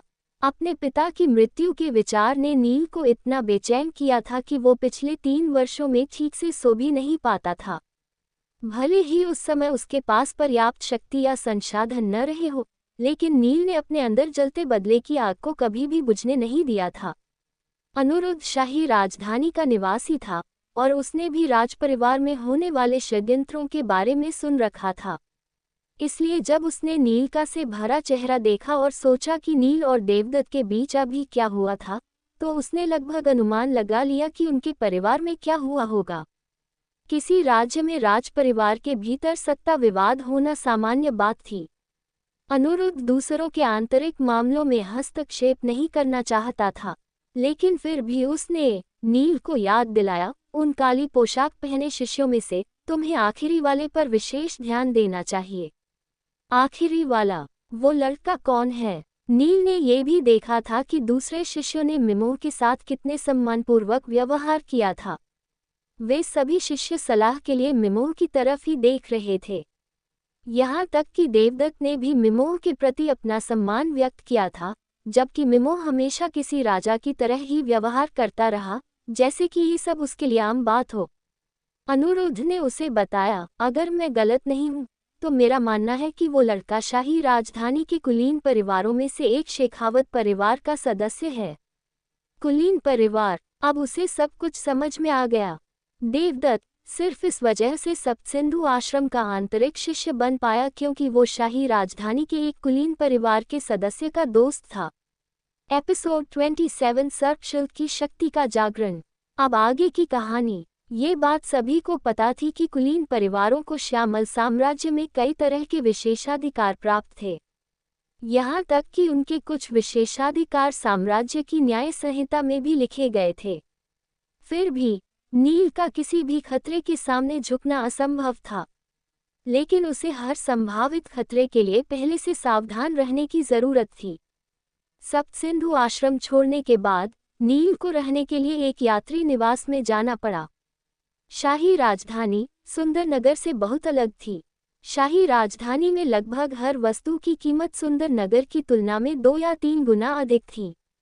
हालांकि नील ने अघोरा की भंडारण अंगूठी छीन ली थी जिसमें कई मूल्यवान खजाने थे। उनमें रखे आध्यात्मिक पत्थर भी बहुत मूल्यवान थे।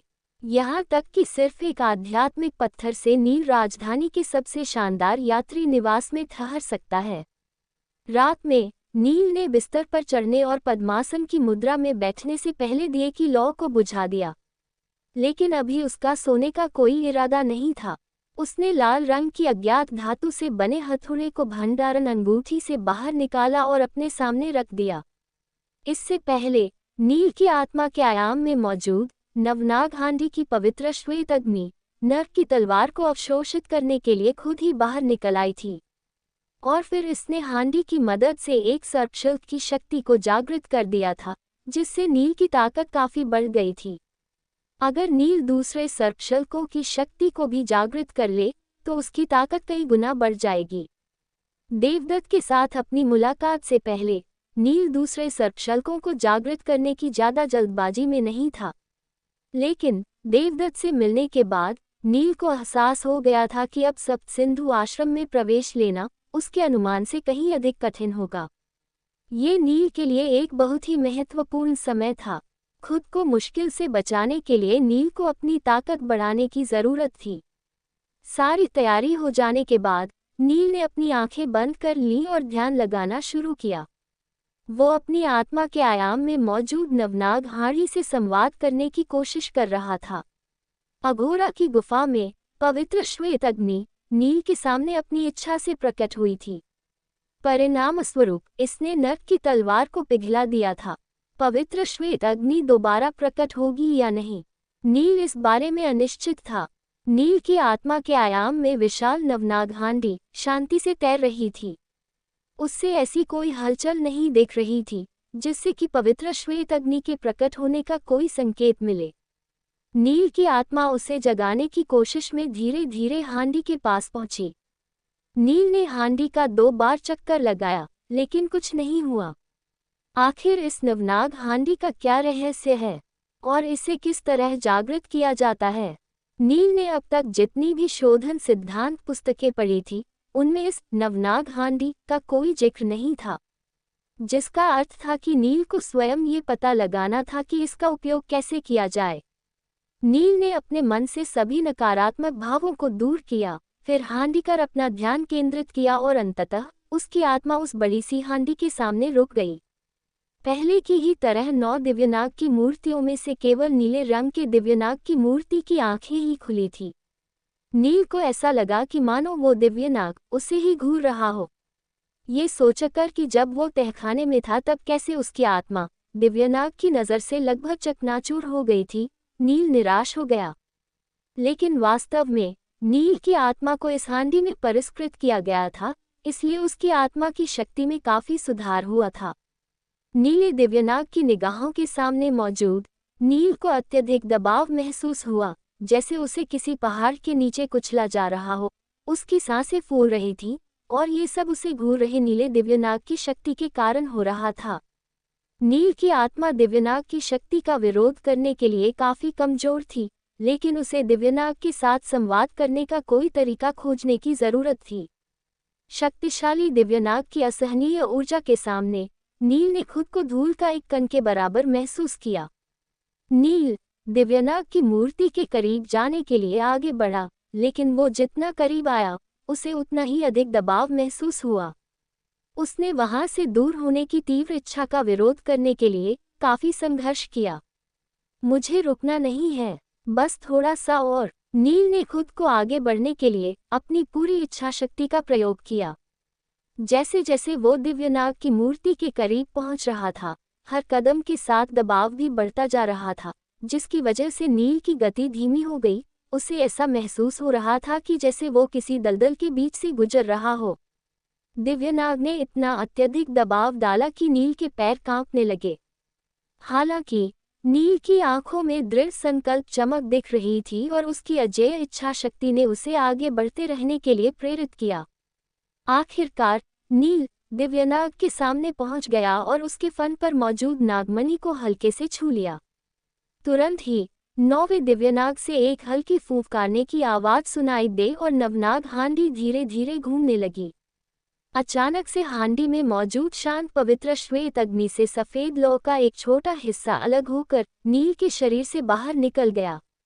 आखिरकार मैंने इसे जागृत कर ही लिया। जैसा कि नील का मानना था, नवनाग हांडी की अपनी एक अलग चेतना है और नील इसकी शक्तियों को जागृत कर सकता है। हालांकि नील को यकीन नहीं था कि चेतना हांडी की थी या दिव्यनाग की, लेकिन फिर भी उसने इसकी शक्ति को सफलतापूर्वक जागृत करके सफेद लौ का एक हिस्सा प्राप्त लिया। यात्री निवास के अपने कमरे में जैसे ही नील ने अपनी आंखें खोलीं, सफेद लौ की एक किरण उसकी भौहों के बीच से बाहर निकल आए और उसके चारों ओर एक चक्कर लगाया। सफेद लौ की किरण बिल्कुल भी डरावनी नहीं लग रही थी और न ही नील को इससे कोई गर्मी महसूस नहीं हो रही थी। लेकिन नील ने सफेद लौ की शक्ति को कम आंकने की हिम्मत नहीं की। आखिरकार नर्क की तलवार जैसा शीर्ष श्रेणी का नश्वर हथियार, जो कि इतना शक्तिशाली था कि अघोरा की आग से जलने पर भी नहीं पिघलता था, वो सफेद लौ के संपर्क में आते ही पिघल गई थी। नील को एहसास हुआ कि सफेद लौ की शक्ति पूरी तरह से उसके ज्ञान से परे थी और वो इसकी वास्तविक शक्ति का कोई अनुमान नहीं लगा सकता था। ये शर्म की बात थी कि नील सफेद लौ को हथियार की तरह इस्तेमाल नहीं कर सकता था। अगर वो इसका प्रयोग शत्रुओं के विरुद्ध करता तो कोई भी उसका मुकाबला नहीं कर पाता। जल्द ही सफेद लौ को वह खून लाल स्लेजहैमर मिल गया जो नील के सामने पड़ा था। ये स्लेजहैमर की ओर तेजी से बढ़ा।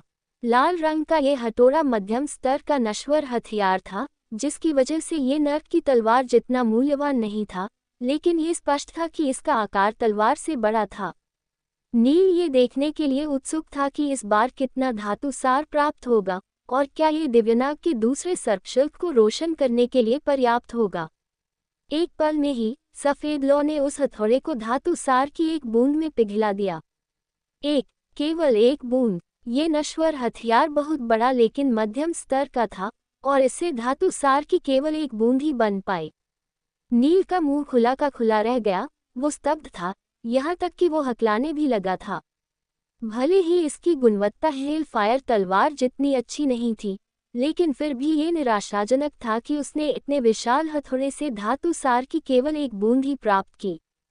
फायदे और नुकसान पर विचार करने के बाद नील ने बाकी नश्वर हथियारों को भंडारण अंगूठी से बाहर निकाल लिया, जो सभी निम्न से मध्यम स्तर के नश्वर हथियार थे। नील ने उन सभी को एक साथ पिघलाने का फैसला किया। सफेद लौ की एक तेज लहर ने सभी नश्वर हथियारों को तुरंत निगल लिया। परिणाम नील की अपेक्षा के अनुरूप नहीं थे। जहां एक मध्यम स्तरीय नश्वर हथियार को लोहे के सार की एक बूंद में पिघलाया जा सकता था, वहीं निम्न स्तरीय नश्वर हथियार से पिघले हुए धातु सार का आकार धूल के एक कण से बस थोड़ा बड़ा था, जिसे देखने के लिए नील को नीचे झुकना पड़ता था। भंडारण अंगूठी में मौजूद सभी नश्वर हथियारों को गलाने के बाद नील को धातु सार की कुल 5 बूंदें मिली थीं। अंत में सफेद लौ की तेज धार धातु सार की 5 बूंदों को अपने साथ लेकर सीधे नील के आत्मा के आयाम वापस आ गईं। नील ने स्थिति पर अपनी नज़र बनाए रखी। जब हांडी में एक बार फिर से वही प्रक्रिया अपनाई गई और धातु सार की 5 बूंदें 9 रंगों वाले दिव्यनाग द्वारा अवशोषित कर ली गई तो वो थोड़ी देर के लिए कांपने लगा और फिर 9 रंगों वाले दिव्यनाग के एक दूसरे सर्पशिल्प पर सुनहरे रंग की रोशनी चमकने लगी। क्या ये प्रयोग सफल रहा? सोचते हुए नील के चेहरे पर मुस्कान आ गई। वो जानता था कि एक अरु सर्पशिल्प की शक्ति जागृत करने के बाद उसकी ताकत कई गुना बढ़ जाएगी। लेकिन वो सर्पशिल्प कुछ पल के लिए टिमटिमाता रहा और फिर धीरे धीरे फीका पड़ गया। ये दृश्य देखकर नील का चेहरा काला पड़ गया। क्या एक सर्पशिल्प को सक्रिय करने के लिए उसे धातु सार की 6 बूंदों की आवश्यकता थी? ये जीवन आश्चर्यों से भरा है और आप कभी नहीं जानते थे कि आगे क्या होने वाला है।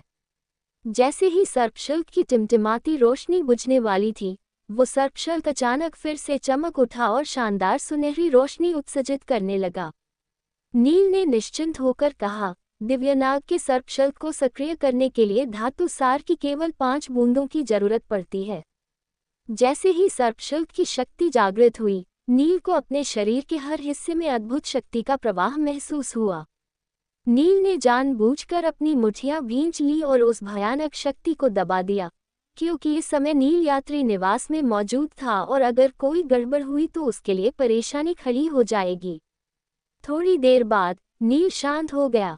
दिव्यनाग के 2 सर्पशल्कों की शक्ति को जागृत करना उसके लिए अच्छी खबर थी, लेकिन अभी भी नील को अपनी ताकत में तेजी से सुधार करने की जरूरत थी। यदि वो कुछ और सर्पशल्क को रोशन कर सके तो वो देवदत्त को आसानी से हरा देगा। लेकिन अफसोस कि नील ने पहले ही अपने पास मौजूद सभी नश्वर हथियारों को पिघला लिया था, जिससे वो नहीं जानता था कि उसे और नश्वर हथियार कहाँ मिल सकते हैं। वैसे तो नील के पास सैकड़ों आध्यात्मिक पत्थर थे, लेकिन एक नश्वर हथियार की कीमत बहुत अधिक होती है। उन आध्यात्मिक पत्थरों से उसे केवल 1 या 2 निम्न स्तरीय नश्वर हथियार ही मिल सकते थे। ये उसके लिए सागर की बस एक बूंद के बराबर थी। अचानक नील ने टूटे हुए चाकू के बारे में सोचा जो भंडारण अंगूठी में रखी थी। भले ही वो चाकू इतना काफी बुरी हालत में था, लेकिन उसे देखने पर ऐसा लगता था कि उसका स्तर काफी ऊंचा होना चाहिए। नील ने कुछ देर तक इसके बारे में सोचा, लेकिन अंत में उसने उस चाकू को पिघलाने के अपने विचार को बदल दिया। अगर वो चाकू वास्तव में असाधारण है तो इसे लापरवाही से पिघलाना पागलपन भरा फैसला होगा। फिलहाल नील की प्राथमिकता सप्तसिंधु आश्रम में प्रवेश प्राप्त करने की थी। नील ने एक गहरी सांस ली और आराम करने के लिए अपनी आंखें बंद कर लीं। प्रारंभिक परीक्षा अगली सुबह ही शुरू होने वाली थी और भले ही नील को उसकी प्रक्रिया काफी सरल लगी थी, लेकिन अनुरुद्ध ने नील से कहा था कि ये उतना भी आसान नहीं होने वाला। अगली सुबह नील स्नान आदि से निवृत्त हुआ और सप्तसिंधु आश्रम की ओर चल पड़ा। एपिसोड 28 अदृश्य दबाव। जब नील ने कल नामांकन कराया था तो उसने ज्यादा लोगों को नहीं देखा, लेकिन आज सप्तसिंधु आश्रम के मुख्य द्वार के बाहर बड़ी संख्या में लोगों की भीड़ थी। उनमें से कुछ घोड़े पर सवार थे और कुछ पैदल यात्री थे, जबकि कई अन्य उड़ने वाले रथों पर सवार थे। वहां बहुत सारे लोग थे और उन्होंने सप्तसिंधु आश्रम के बाहर उस बड़े से मैदान को पूरी तरह से भर दिया था। नील ने अनुमान लगाया कि वहां 10,000 से भी अधिक लोग थे। ये आश्चर्य की बात नहीं है कि सप्तसिंधु आश्रम को प्रारंभिक परीक्षा आयोजित करनी पड़ी। आखिर प्रारंभिक परीक्षा में भाग लेने वाले आवेदकों की संख्या 10,000 से भी अधिक थी। इसका मतलब है कि हर वर्ष 1 लाख से अधिक लोग प्रवेश पाने के लिए आवेदन करते हैं। ये काफी बड़ी संख्या थी। इस स्थिति में इतना बड़ा सप्तसिंधु आश्रम भी सभी को शिक्षा नहीं दे पाएगा। जहाँ इतने सारे लोग हों, वहाँ पर हलचल होना स्वाभाविक है। नील भीड़ के बीच भावशून्यता से खड़ा होकर चुपचाप परीक्षा शुरू होने का इंतजार कर रहा था। एक क्षण बाद सभी के ऊपर एक रथ दिखाई दिया जिस पर सफेद दाढ़ी वाला एक बूढ़ा व्यक्ति बैठा था। रथ रुकने के बाद बुजुर्ग ने धीरे से कहा, आवेदकों, कृपया प्रारंभिक परीक्षा में भाग लेने के लिए व्यवस्थित तरीके से मुख्य द्वार में प्रवेश करें। बेवजह शोर न करें और न ही किसी से झगड़ा करें। नियमों का उल्लंघन करने वाले व्यक्ति को तुरंत परीक्षा देने के लिए अयोग्य घोषित कर दिया जाएगा। उसके बाद आप अपने जीवन काल में फिर कभी भी यहाँ नामांकन नहीं कर पाएंगे। भले ही बुजुर्ग धीमी आवाज में बोल रहे थे, लेकिन उनकी आवाज वहां मौजूद सभी लोगों को स्पष्ट रूप से सुनाई दे रही थी। जैसे ही सफेद दाढ़ी वाले बुजुर्ग ने बोलना समाप्त किया, भीड़ तुरंत शांत हो गई। अब किसी की भी बात करने या कानाफूसी करने की भी हिम्मत नहीं हुई। वहां इतना सन्नाटा हो गया था कि जमीन पर सुई गिरने की आवाज भी साफ सुनाई दे जाएगी। परीक्षा के लिए अयोग्य ठहराया जाना कोई बड़ी बात नहीं थी, लेकिन भविष्य में कभी सप्तसिंधु आश्रम में नामांकन न करा पाना सच में भयानक सजा थी। चूंकि सप्तसिंधु आश्रम एक तीर्थस्थल होने के साथ साथ श्यामल साम्राज्य में युद्ध कला की शिक्षा देने वाला सबसे बड़ा गुरुकुल था, इसलिए हर कोई यहाँ प्रवेश पाने की इच्छा रखता था। हालांकि श्यामल साम्राज्य के भीतर कई अन्य छोटे गुरुकुल भी थे, लेकिन किसी भी मायने में उनकी तुलना सप्तसिंधु आश्रम के साथ नहीं की जा सकती थी। यदि कोई आवेदक सप्तसिंधु आश्रम में प्रवेश पाने में कामयाब नहीं हो पाता, तो साधना की दुनिया में उसकी संभावनाएं धूमिल हो जाएंगी, यहाँ तक कि वो किसी बड़े संप्रदाय में शामिल भी नहीं हो पाएगा। सभी आखिरकार स्थिति की गंभीरता को समझकर चुप हो गए थे। 10,000 से अधिक आवेदक सप्तसिंधु आश्रम के दरवाजे से होकर गुजरे और एक चौड़े रास्ते पर आगे बढ़ने लगे। रास्ते के अंत में वे सभी एक विशाल चौराहे पर आकर रुक गए। चौक तक पहुंचने के रास्ते पर कुछ पुराने शिष्य हवा में उड़ते हुए कुछ रथ बैठकर आवेदकों के साथ चल रहे थे। उन्हें प्रारंभिक परीक्षा के दौरान व्यवस्था बनाए रखने की जिम्मेदारी दी गई थी। जैसे ही सभी आवेदक चौक पर पहुंचे, सफेद दाढ़ी वाला बुजुर्ग सामने आया और घोषणा की, मेरा मानना है कि आप में से अधिकांश लोग प्रारंभिक परीक्षा के नियमों से परिचित हैं, लेकिन मैं आपको फिर से याद दिला देता हूँ। आपको चौक से आगे दौड़ना है। इससे कोई फर्क नहीं पड़ता कि आपका साधना स्तर क्या है। आपको बस तब तक दौड़ते रहना है जब तक कि आपको दिए गए ज़ेड टोकन का रंग न बदल जाए। एक बार ज़ेड टोकन का रंग बदल गया तो आप प्रारंभिक परीक्षा में उत्तीर्ण हो जाएंगे और मुख्य परीक्षा में भाग लेने के योग्य बन जाएंगे। साधना स्तर या गति की सीमा पर कोई प्रतिबंध नहीं होने के कारण नियम काफी सरल लग रहे थे। प्रारंभिक परीक्षा उत्तीर्ण करने की एकमात्र शर्त ये थी कि आपको ज़ेड टोकन का रंग बदलने तक दौड़ना था। नील चौक से आगे के रास्ते को देखते हुए नियमों के बारे में सोचने लगा। सफेद संगमरमर से बनी सड़क दोनों तरफ करीने से काटी गई हरी घास से सजी थी। ये साम्राज्य की किसी भी अन्य मुख्य सड़क की तरह ही दिखती थी, लेकिन इस सड़क में कई मोड़ थे। जहां तक नजर डालो केवल सड़क ही दिखाई दे रही थी। जिन प्रतिभागियों ने प्रारंभिक परीक्षा के लिए पंजीकरण कराया था, वे पंक्ति में खड़े होकर काफी आश्वस्त और तनावमुक्त लग रहे थे। साधना से उनका शरीर काफी मजबूत हो गया था, इसलिए उनके लिए दौड़ना बच्चों का खेल था। उनमें से अधिकांश को पूरा यकीन था कि वे परीक्षा में आसानी से सफल हो जाएंगे। सफेद दाढ़ी वाले बूढ़े ने संकेत दिया और अब परीक्षा शुरू हो गई है। इसी के साथ सभी अभ्यर्थी दौड़ पड़े। तभी कुछ अजीब हुआ। सबसे आगे चलने वाले धावक को एक झटका लगा और वे लड़खड़ाकर जमीन पर गिर पड़े। केवल कुछ ही लोग अपना संतुलन बनाए रखने में कामयाब हो सके। उन्होंने जल्दी से खुद को संभाला और आगे की ओर दौड़ने लगे। इस घटना ने दूसरों को एहसास कराया कि इस सड़क में कुछ तो असामान्य था। अब वे सड़क पर पैर रखते समय अधिक सावधान रहने लगे। हालांकि कोई और नहीं गिरा, लेकिन चूंकि अभ्यर्थी सावधानी बरत रहे थे, इसलिए उनकी रफ्तार कम हो गई। ऐसा लग रहा था जैसे उनके पैरों में आधा टन का वजन बांध दिया गया हो। पहले कुछ जत्थों की सड़क पर आगे बढ़ने के बाद अब नील की बारी थी। वो चौक के बीच में पहुंचा और धीरे से आगे निकल गया। लेकिन तभी उसे एक अदृश्य दबाव महसूस हुआ। जैसे ही उसने अपना पैर उठाने की कोशिश की, उसे लगा कि उसके पैरों में जंजीर बांध दी गई है। ये एक अजीब एहसास था। एक बार जब वो मुख्य सड़क पर पहुंचा तो दबाव उस पर पूरी तरह से हावी हो गया। उसकी शरीर का हर हिस्सा बोझिल महसूस हो रहा था, यहाँ तक कि उसके कान के पर्दे भी फड़कने लगे। हालांकि सड़क सामान्य लग रही थी, लेकिन हवा का दबाव बहुत अधिक था।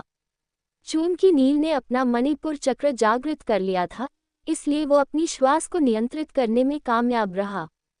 अगर उसके पास पर्याप्त मात्रा में भोजन हो, तो अपनी वर्तमान शारीरिक ऊर्जा के साथ वो आसानी से लगातार 10 दिनों तक दौड़ सकता था। लेकिन उच्च वायुदाब के कारण ये सरल कार्य भी कठिन लगने लगा था। इस तरह दौड़ने से वो जल्द ही थक जाएगा। उसे तो ये भी अंदाजा नहीं था कि वो कितने समय तक टिक पाएगा। चूंकि उसने 2 सर्पशल्क जागृत कर लिए थे और उसका शरीर को काफी मजबूत हो गया था, इसलिए नील को उम्मीद थी कि उसे परीक्षा में अच्छा अंक प्राप्त होगा। नील ने अपनी सांसें स्थिर की, फिर एक हल्की सी आवाज के साथ अपनी पूरी ताकत जुटाई और दबाव के खिलाफ लड़ते हुए आगे की ओर भागने लगा। कई प्रतिभागियों ने लगभग तुरंत ही दबाव को समायोजित कर लिया था और वे तेज गति से दौड़ते रहे मानो उन पर दबाव का कोई असर ही न हो। लेकिन अधिकांश प्रतिभागी आगे बढ़ने में असमर्थ रहे। स्वादिष्ठान चक्र के कई प्रतिभागियों की ताकत केवल 100 गज के बाद ही खत्म हो गई। उनके शरीर ने उनका साथ छोड़ दिया और वे सड़क पर गिर पड़े। वे इतने थक गए थे कि उनके लिए सिर उठाना भी मुश्किल हो गया था। हालांकि कुछ लोग दौड़ते रहे, लेकिन वे जोरों से हाँफ रहे थे और लड़खड़ा रहे थे। अदृश्य दबाव के सामने लय बरकरार रखने की उनकी कोशिश साफ नजर आ रही थी। ऐसा लग रहा था मानो वे किसी भी क्षण गिर जाएंगे। 7 या 8 मील दौड़ने के बाद नील ने देखा कि जैसे जैसे समय बीतता गया, कुछ प्रतिभागी पीछे हटने लगे और भीड़ धीरे धीरे एक पंक्ति में सिमट गई। उसने अपने कदमों पर ध्यान केंद्रित किया, फिर अपने शरीर को व्यवस्थित करने के लिए अपनी सांस को समायोजित किया, क्योंकि लंबी दूरी तय करने का यही एकमात्र तरीका था।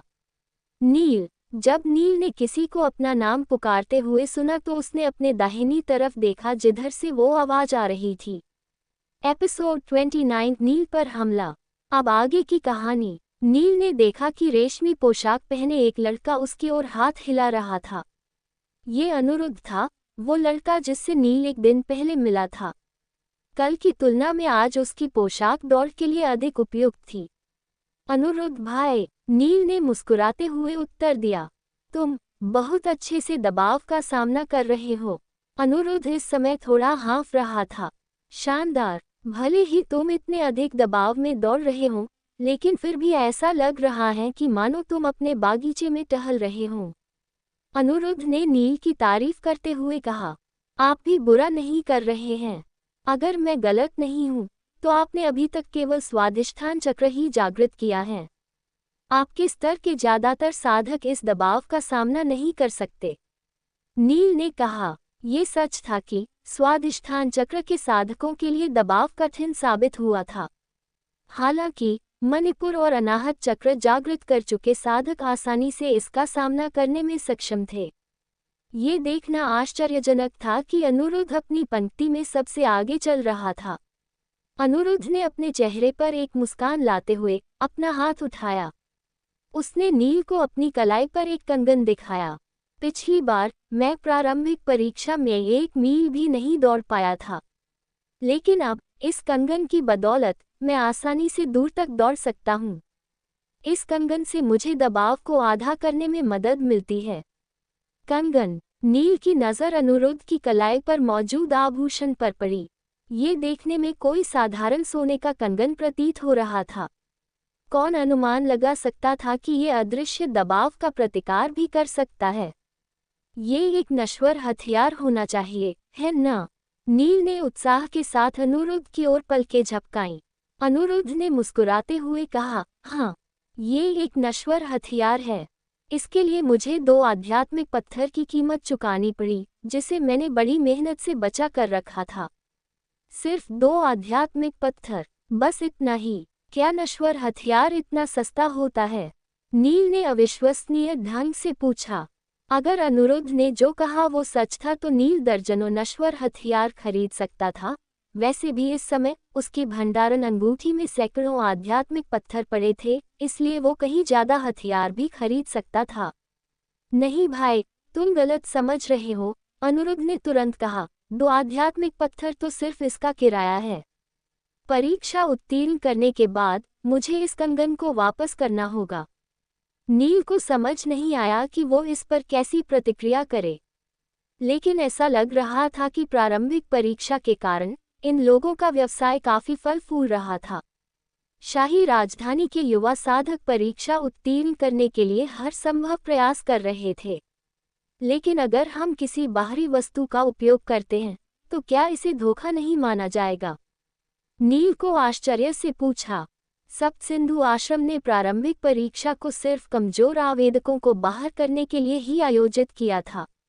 यदि परीक्षा के दौरान हथियारों पर प्रतिबंध नहीं लगाया गया, क्या ये थोड़ा अनुचित नहीं होगा? अनिरुद्ध मुस्कुराए। भाई, तुमने शायद इस बात पर ध्यान नहीं दिया कि सप्तसिंधु आश्रम में बहुत सारे शिष्य और कई प्रतिभाएं हैं।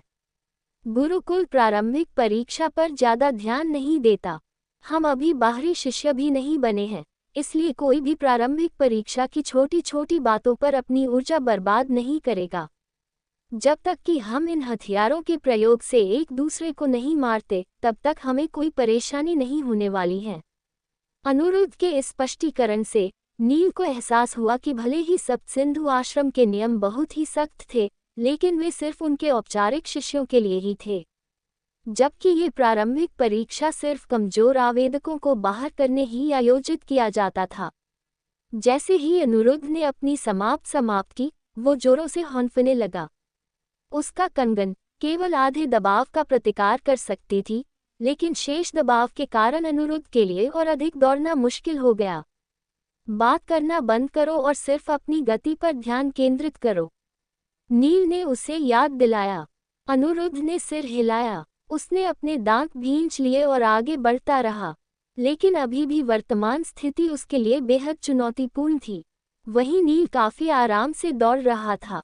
अब तक दौड़ते हुए कुछ समय बीत चुका था, इसलिए वो इस दबाव का आदी हो गया था। यहाँ तक कि अब वो दबाव को पूरी तरह से नजरअंदाज भी कर सकता था। जैसे जैसे समय बीतता गया और लोगों पर दबाव का असर महसूस होने लगा, अब उस सड़क पर धावकों की लंबी कतार के बजाय बिखरे हुए प्रतिभागियों के कुछ समूह ही दिखाई दे रहे थे। नील ने चारों ओर देखा तो पाया कि सड़क के इस हिस्से में केवल वो और अनिरुद्ध ही दिखाई दे रहे थे। एक पल बाद नील ने एक विशाल आकृति को तेजी से आगे बढ़ते हुए देखा।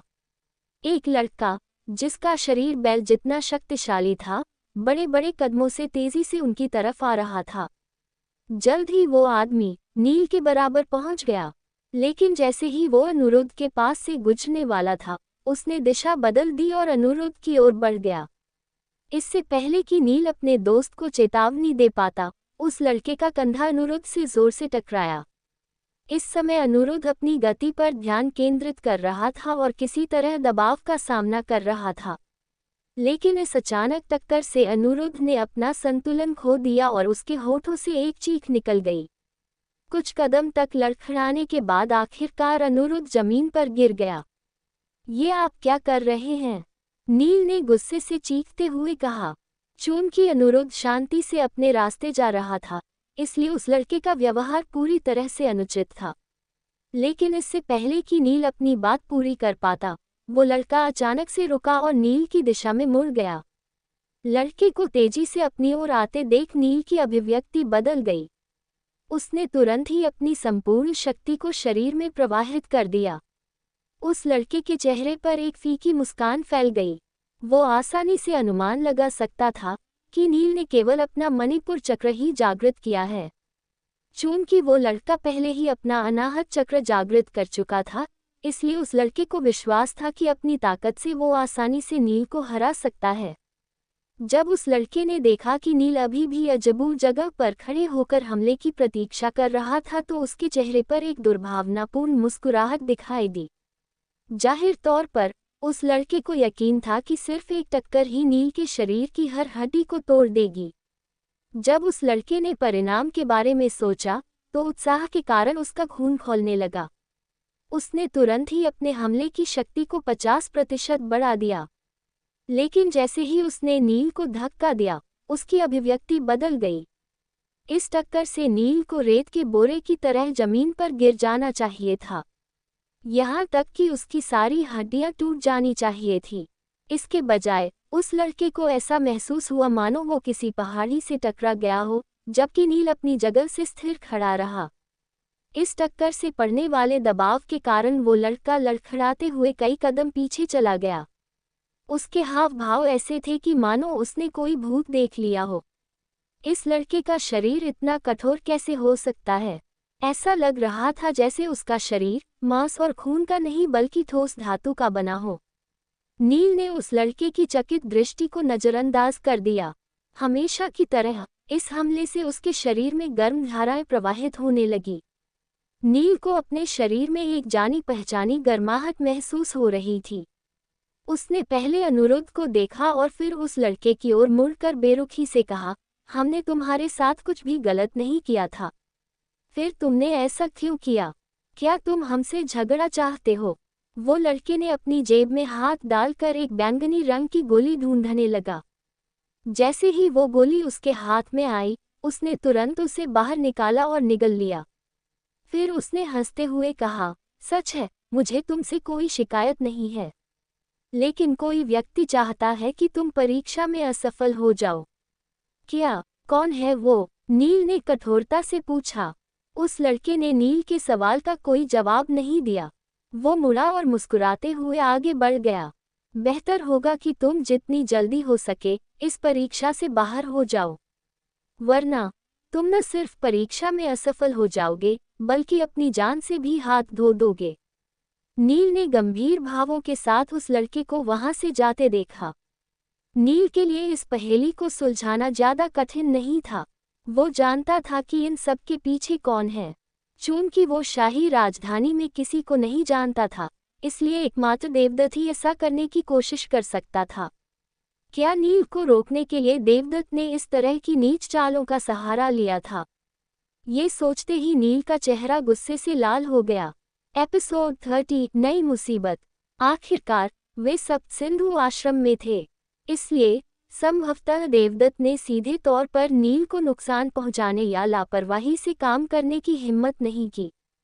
इन विचारों के बीच नील अनुरुद्ध के पास गया।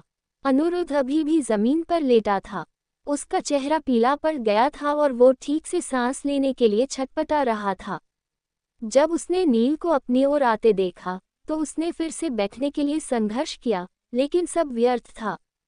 उसने अपना सिर नील की ओर घुमाया। नील, मैं बहुत थक गया हूँ। तुम मेरे बिना ही आगे बढ़ जाओ। मुझे नहीं लगता कि मैं बैठ भी पाऊंगा। ऐसे में दौड़ पूरी करना तो बहुत दूर की बात है, अनुरुद्ध ने कहा। उसने आसमान की ओर देखते हुए निराशा में अपनी आंखें बंद कर ली।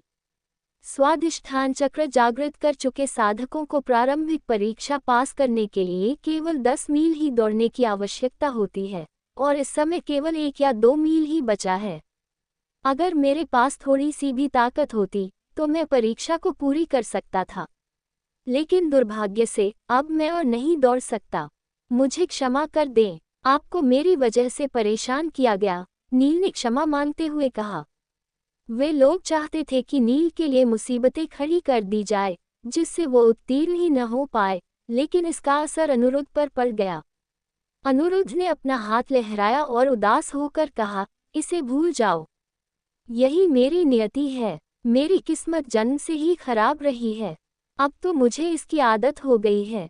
अनुरुद्ध के शब्दों से ये पता लगाना मुश्किल नहीं था कि अनुरुद्ध ने भी काफी कठिनाइयों का अनुभव किया था। उठो अनुरुद्ध, नील ने सख्ती से कहा। वो अनुरुद्ध को बिना कोई प्रयास किए हार नहीं मानने दे सकता था। अनुरुद्ध ने व्यंग्यपूर्वक मुस्कुराते हुए अपना सिर हिलाया। मेरे पास खड़े होने की भी शक्ति नहीं है, वो निराशाजनक ढंग से बड़बड़ाया। आपने अभी तक प्रयास भी नहीं किया है, तो आप कैसे जानते हैं कि आप खड़े नहीं हो सकते? हम लगातार अपने शरीर की वास्तविक क्षमताओं का पता लगाने के लिए युद्ध कला का अभ्यास करते हैं। कठिनाइयों और बाधाओं का अनुभव किए बिना कोई भी युद्ध कला के शिखर तक नहीं पहुंच सकता है। तो अब खड़े हो जाओ और अपना सर्वश्रेष्ठ प्रयास करो। नील ने अनिरुद्ध को प्रोत्साहित किया। ये शब्द अनिरुद्ध के कानों में गूंजे। युद्ध कला का अभ्यास वैभव, धन या शक्ति के लिए नहीं, बल्कि अपनी चरम शक्ति प्राप्त करना था, जिसका अर्थ था कि योद्धा को कई कठिनाइयों और खतरों का सामना करते हुए उन पर काबू पाना होगा। और इसके लिए सबसे जरूरी है अपने आप को खुद की सीमाओं को पार करने के लिए प्रेरित करना। नील के शक्तिशाली विचारों को सुनकर अनिरुद्ध मन में सोचने और दोबारा खड़े होने के लिए संघर्ष करने लगा। उसका हमेशा की तरह मुस्कुराता हुआ चेहरा इस समय बेहद गंभीर हो गया था। उसने सिर हिलाया और कहा, तुम सही कह रहे हो। अगर मैं इतनी आसानी से हार मान लेता हूँ, तो अगली बार या उसके बाद भी मैं बिना प्रयास किए ही हार मान लूँगा। तब मेरे लिए इसमें शामिल होना और भी कठिन होगा। मैं सप्तसिंधु आश्रम में प्रवेश पाने के इस अवसर को बर्बाद नहीं कर सकता। अगर मैं सप्तसिंधु आश्रम में शामिल हो गया, मैं अपना भाग्य बदलकर और भी उत्कृष्ट बन सकता हूँ। लड़खड़ाते हुए खुद को जमीन से ऊपर खींचते हुए अनिरुद्ध ने छुरा घोंपने वाले दर्द को सहते हुए अपने दांत पीस लिए। पीड़ा से सांस लेते हुए आखिरकार वो उठने में कामयाब रहा और वो धीरे धीरे दूर स्थित पत्थर की उस पट्टिका की ओर बढ़ने लगा जिस पर उसकी आशा टिकी हुई थी। उसे बस 1 मील और आगे जाना था।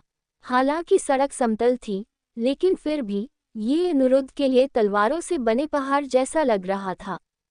उसके द्वारा उठाया गया हर कदम उसके शरीर में और अधिक दर्द पैदा कर रहा था। उसे ऐसा लग रहा था कि जैसे वो सड़क पर नहीं बल्कि चाकों पर कदम रख रहा हो। नील ने अनिरुद्ध की बराबरी करने के लिए अपनी गति धीमी कर दी और उसे लगातार प्रोत्साहित करना जारी रखा। अनिरुद्ध को लगी आंतरिक चोटों और भारी थकन के कारण वो गिरने के कगार पर था।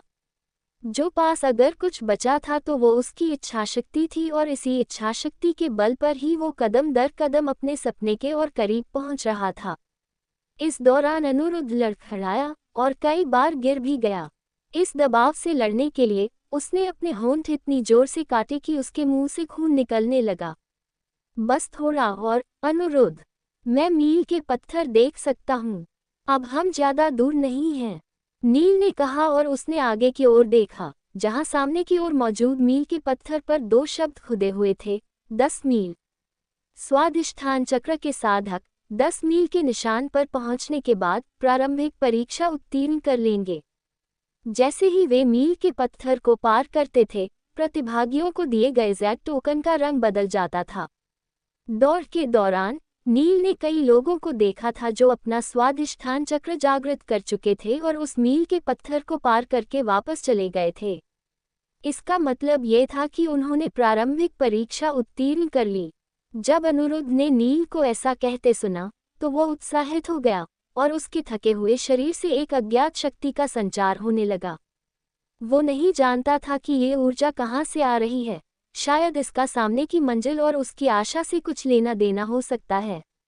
अपने नए जोश के साथ अनिरुद्ध आगे बढ़ता रहा और जल्द ही मील के पत्थर के पास पहुंच गया। जैसे ही अनिरुद्ध ने मील के पत्थर को पार किया, उसके पास मौजूद ज़ैड टोकन लाल हो गया। ये दर्शाता है कि उसने परीक्षा उत्तीर्ण कर ली है। जब उसने इसे पार किया, तो अनिरुद्ध इतना कमजोर हो गया कि वो तुरंत जमीन पर गिर गया। उसकी हालत इतनी बुरी थी कि वो एक उंगली भी नहीं उठा सकता था। खुद को संभालना तो दूर की बात है। वो किसी तरह अपने मुंह को हिलाने में कामयाब रहा और नील से कहा, बहुत बहुत धन्यवाद नील। नील ने अनिरुद्ध की ओर सिर हिलाया, जैसे कि वो समझ गया है कि अनिरुद्ध उसे क्या कहने की कोशिश कर रहा है। तभी आकाश में एक रथ दिखाई दिया और 2 परीक्षक उसमें से कूदकर नीचे आ गए। अनिरुद्ध के पास मौजूद ज़ैड टोकन पर नजर डालते हुए एक परीक्षक ने घोषणा की कि अनिरुद्ध ने अपनी प्रारंभिक परीक्षा उत्तीर्ण कर ली है और उसे उठाकर उड़ते हुए रथ पर बैठा दिया। जाने से पहले दोनों परीक्षकों ने नील पर भी एक नजर डाली। ये कोई आश्चर्य की बात नहीं थी कि ये दोनों परीक्षक नील के बर्ताव से आश्चर्यचकित थे। वास्तविकता ये थी कि प्रारंभिक परीक्षा उत्तीर्ण करने के बाद सभी प्रतिभागी अंतिम परीक्षा में प्रतिस्पर्धी के रूप में एक दूसरे का सामना करने वाले थे। भला कौन अपने प्रतिस्पर्धियों की मदद करना चाहेगा? ये युवक सचमुच अजीब है, दोनों परीक्षकों ने सोचा। बेशक नील को नहीं पता था कि दोनों परीक्षक उसके बारे में ऐसी बातें सोच रहे थे। वो तो बस ये देखकर खुश था कि अनिरुद्ध ने हार नहीं मानी और आखिरकार अपनी परीक्षा उत्तीर्ण कर ली। अनिरुद्ध और परीक्षकों को जाते हुए देखने के बाद नील ने भी पत्थर की उस पट्टिका को पार कर लिया। लेकिन जैसे ही उसने मील के पत्थर को पार किया, नील का शरीर अचानक से नीचे की तरफ गिरने लगा और उसे ऐसा महसूस हुआ जैसे उसके शरीर पर पड़ने वाला दबाव दोगुना हो गया है। ये दबाव 1000 किलोग्राम जैसा महसूस हो रहा है। नील को महसूस हुआ कि भारी दबाव उसे कुचल रहा है। अंततः उसे समझ में आया कि सड़क असामान्य क्यों थी। इसे हर 10 मील बाद लोगों पर पड़ने वाले बोझ को दोगुना करने के लिए तैयार किया गया था। उसने इस भारी दबाव को स्वीकार कर लिया, लेकिन दोबारा आगे बढ़ने से पहले अपने हाथों और पैरों को व्यवस्थित करने में कुछ पलों का समय लिया। 1000 किलोग्राम के बल का उसकी गति पर प्रतिकूल प्रभाव पड़ा, जिससे उसकी गतिविधियों की गति पहले तुलना में लगभग आधी रह गई। हालांकि अतिरिक्त वजन के बावजूद अगले 10 मील तक दौड़ने में नील के लिए कोई समस्या नहीं होगी। उसके अद्वितीय और असामान्य रूप से मजबूत शरीर के लिए ये दबाव अधिक नहीं था। जब नील घायल अनिरुद्ध के साथ था तो वो बहुत धीरे धीरे चल रहा था और परिणामस्वरूप उसने बहुत समय बर्बाद कर दिया था।